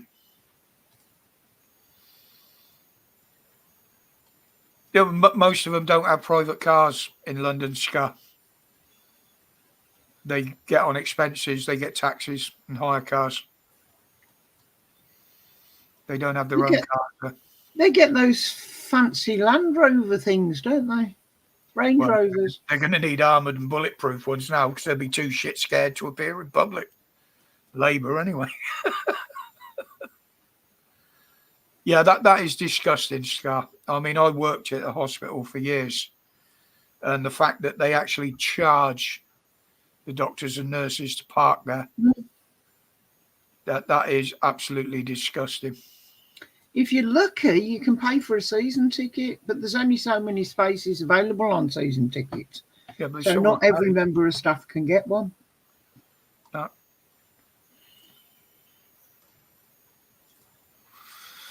But that's, like I said, with the NHS, that's where the savings can be made, is managers, diversity managers to start with. I mean, they employed 600 of those last year. Oh, God knows that. What was it, 80 grand a year for a diversity manager? It's ridiculous. You know, that's where they can make their savings. And that is the other thing, that with the paying and the parking fees, most of that goes to the company who run the parking. It's a very, very small percentage of that goes back to the hospital. And I believe it's, again, one of the worst ones, 4GS, G4S, whatever they're called. I think they still run the parking and security. And that should be the other way around, that the biggest proportion actually goes to funding the hospital, not the other way around. Yeah, it's and again, you know, agency staff, that's one of the biggest payouts that they've got. You know, some of them are charging £2,000 a shift. I mean, that is just ridiculous, absolutely ridiculous.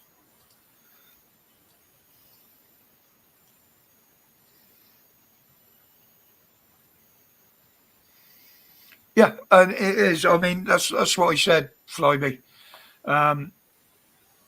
Even now, Labour are starting to use the WEF slogans, and they're quoting from their speeches. You can't get them arrested for treason, unfortunately, simply because Sunak changed the laws on treason.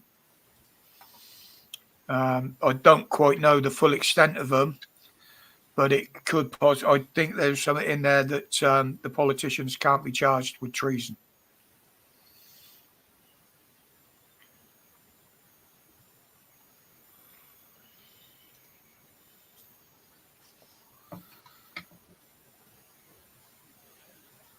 Yep. It's the NHS is as corrupt as the government. And I do feel sorry for the nurses and some of them in there, because it used to be a vocation. Training and becoming a nurse back in my day was a vocation. People done it because they wanted to help people. But nowadays, it's just a job. And that's the way they look at it. It's a job. You know, they don't go out of their way anymore. well, they don't have time to go out of their way to do any extras anymore. They're so run down. And again, I will say that some of it has to do with contractors. Now, I know for a fact, and I've had this from the horse's mouth, as it were, when I used to work there. Some companies will forgo working in public if they can get a hospital contract, whether it be maintenance, whether it be building new ones, because they know damn well they can charge 3 times the price and they will get paid that. You could do a small job at a hospital. Out in public, it would probably be charged. I'll just use an example. They would charge 50 quid for doing a job. If you're doing it for a hospital with the NHS, you could charge 150, 200 quid for the same job. And it would be paid. You know, and people, unscrupulous companies do use that. Don't forget, I used to work for a contractor working at the hospital. So I know exactly how it works. Yeah, they did a better job, Scar. Sorry, babe, I'm taking over again. You think about it, you used to go into hospital back in our day. You walk onto a ward. You had the sister, the ward sister. She was God. Everybody in that fucking ward had to do what sister said. Now, you got head nurses, you got sisters, you got managers. Each bloody ward has got a manager, an assistant manager, a secretary. There's no need for all that. It used to work beautifully before. Yes, there's more patients. There are more records to be kept, but they do not need the amount of pen pushers they've got in the NHS. Mm-hmm. And they still can't organise themselves. Yeah. They couldn't organise a fucking chimps tea party, most of them. Especially these diversity managers. I mean, what the fuck is that about? You know, it don't matter whether you're gay, whether you're brown, black, yellow, fucking white. If you can do the job and you do the job well, that's who you employ. You don't employ somebody to do a job based on their religion, creed, colour, race. You employ the best person for the job. Well, and that goes across all jobs, no matter what it is. How much money is being wasted on my operation that the consultant said I didn't need, but they're phoning me for a pre-op because they're trying to schedule my operation for me? Look how many days I've been up there and how many hours I've spent up there while they've been looking at the problem with my feet, which is something that the GP could sort it out. You know what I mean? Well, I doubt if his GP could have sorted it because they can't sort it at the hospital anyway. No. They just haven't got a clue. Yeah, it's the same now. It's still the same, Stuart. It's still the same, mate.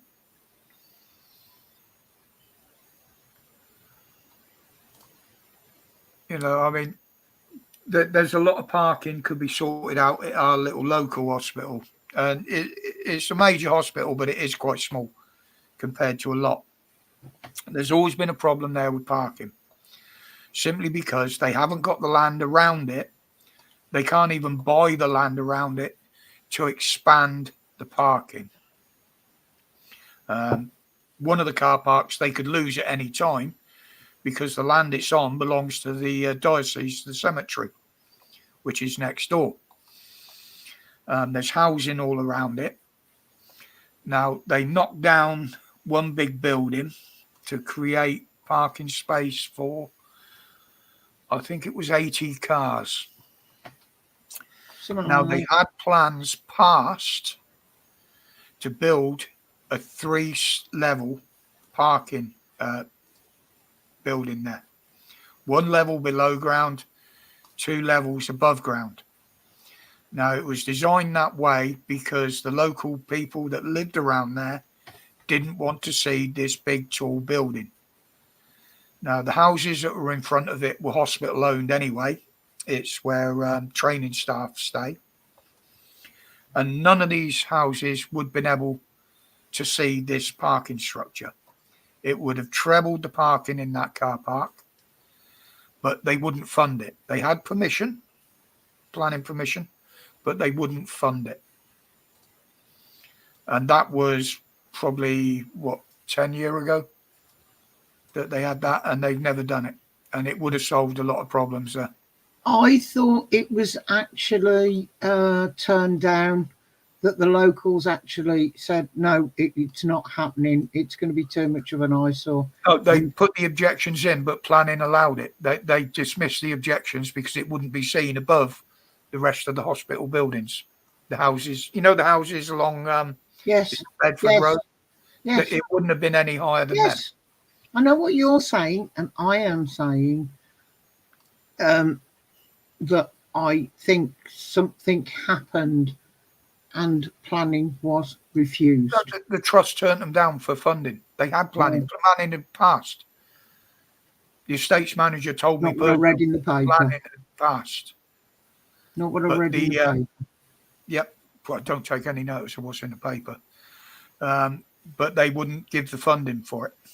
The funding was allocated elsewhere. So would you say that Frage is part of the same club? I've never seen what he actually claims in expenses or anything like that, Flyby. He is a millionaire. And he does earn a lot of money outside politics as well. But there again, you never ever know. At the moment, Farage says the right things. He's saying the things people want to hear. But I've got to admit, the only reason he jumped on the immigration thing, the channel paddlers, was because none of them were talking about it. Mainstream media weren't covering it. He started to see the coverage of it on social media and realized how pissed off people were about it, and he jumped on it. He was one of the first ones to jump on a fishing boat and go out there in the channel and film it. And he's used that ever since, and that has built his popularity up. But you never know. Until they get in power, you never know what they're going to do. I'll be honest, I voted reform. But once they got in, if they had got in, could they have been the same and said, well, there's finances that are missing here. They're short. We need this amount. We're going to have to put taxes up. You just don't know, mate. Until someone's put in the position of power, you don't know how they're going to react. And as we know, power does corrupt. Yeah, he reads what the people want, Stuart. And he says he would do what the people want. But as I say, if they got in, that could change. Starmer made a lot of promises. And some of the promises were quite reasonable. As soon as he got in power, then promises went out the window. He's done a U-turn on every single one of them, using one excuse. And it's an excuse that is being pulled apart. It's not standing up. Yeah, exactly, Flyby. And you used to be able to find out a lot of the information. But as I said, now they're turning down a lot of the requests under freedom of information. They're not giving it out. The Office of National Statistics, a lot of it in there used to be very, very accurate until Sunak and his mob got in and they started shutting that down and doctoring a lot of it. Well, they were asking for the impact statement, weren't they, on this? Oh, on the pensioners? Yeah. Yeah. And they that, weren't given. No. And they've never done the assessment. That's why they can't give it. Well, no. They haven't done an assessment on the impact. You know, they're literally rubbing people up the wrong way. And as you said there, as Scars says, they are dictators. That's what we've got in power now. We haven't got a government. We haven't got any democracy. We are run by a dictator. Yep. You know, Sunak wasn't very good, but he used to listen to the people around him. And a lot of them got him in the shit that he was in. I will admit that. He listened to people like Whitty and that were giving these models out. You know, I'm talking during the pandemic and lockdown. He was listening to them, taking their advice, and that's what fucked him up. And that's how Boris got kicked out. They listened to the wrong people. Yeah. I still say, yeah, Starmer's just gone in with both big feet. I'm not listening to you lot. This is what I'm going to do. Fuck you. And that's why we're in the boat we're in now. I'll still say if things had been different, we'd have been far better off having Boris at the helm. He was a bumbling idiot, but, you know. But his heart was in the right place. He was trying to do the right thing for the people. Yeah, he just listened to the wrong people. Yes. He was easily led. Yes. And well, they used it. When you get into a position like that, you have to listen to the people below you. You have to, you have to delegate the work and go with their answers. And we all saw the crap that was coming back through COVID and all the rest of it. And we knew he was going to take the blame. Yep, he paid the price. Sunak was the one that did a lot of the dishing out of the monies and everything else because he was, but no. Yep. And once they started following the WEF advice and the WHO, that was it. We were going to be fucked all the way. As soon as they started listening to them and adopting their ideas, that was it. This country was fucked. I mean, you've only got to look at what little prick Khan's done in London. He's followed what the WEF told him. And look at the mess he's made there. Unbelievable. You know, how can they say they're going to shut down the borders and stop people coming in? They couldn't even do it during fucking lockdown. The borders were wide open during lockdown. I mean, that was when they should have been shut. Do it now.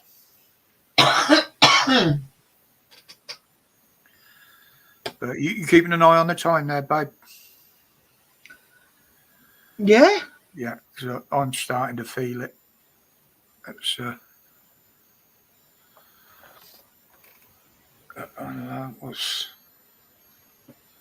oh yeah, Starmer's off the way talking to Biden, isn't he? What is the fucking point of talking to that cabbage? You know what I mean? He's a mashed potato. He shouldn't even be listening to a word that twat comes out with. I reckon he'll lead America into war with Russia before any election takes place over there. You know, Harris already thinks she's running the fucking country, but... Well, no, the thing is, Starmer's going over there and he's saying that we will allow the Ukraine to shoot their weapons into Russia, but the Yanks aren't. They're going no. They're saying no. It's because they don't want to be in that situation where Russia has something to throw at America, calling them aggressors. Yeah. Well, so, it's the same as any government. It was the old Wazzy war pigs, wasn't it? Generals gathering their masses. You know, you listen to the words in that. They'll poke, they'll prod. they'll create a war, but they won't get involved. Yeah, but it's us that's going to be in there. Yep. Yep. That's the world today. But yeah, I'm about ready for some supper. Yeah, I've got nothing to drink. Supper and bed. I might even try and have a lie in the morning now I've done my shopping. Try. It depends on my legs, doesn't it? I was going to say one of these mornings I'll roll over and you'll still be there.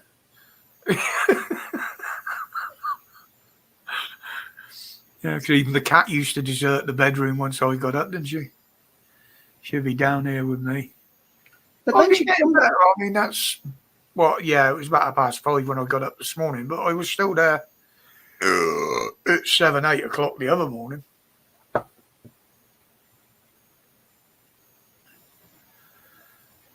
Talk of conscription has raised its ugly head again.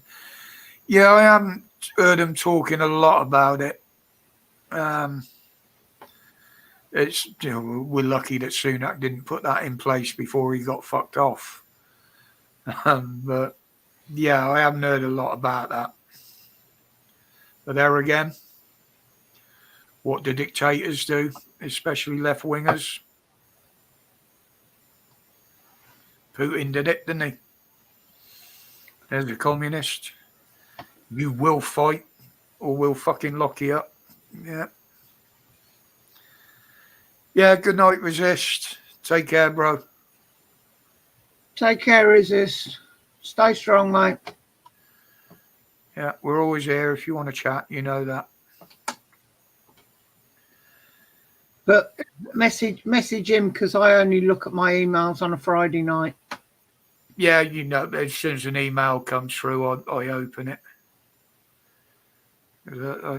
So many people send me emails now. Well, I've got... No worries, mate. I've got multiple email accounts, so... Yeah, the channel email I only tend to look at on a Friday. So... But I look at that one more so than my personal one. That only gets open maybe once a week. I don't even have it open on here to get alerts on it. So, well, I've been on it tonight because I've been chatting. It was only because I clicked in it the other day, and that's how I knew. I had that one from the UC. But anyway, guys, I will say good night to you all. And I will let my good lady here finish off. Bye. It's been quite a good one tonight, and my eyes have been holding up as well tonight. They've only just started itching. So, but do you want me to do the thing? Go on then. I'll do my one, then you can do yours. Stay safe. Stay strong. Stay free. Stay wicked. Stay wicked. Have a good weekend, guys. Make it a good one. Take care. Look after yourselves.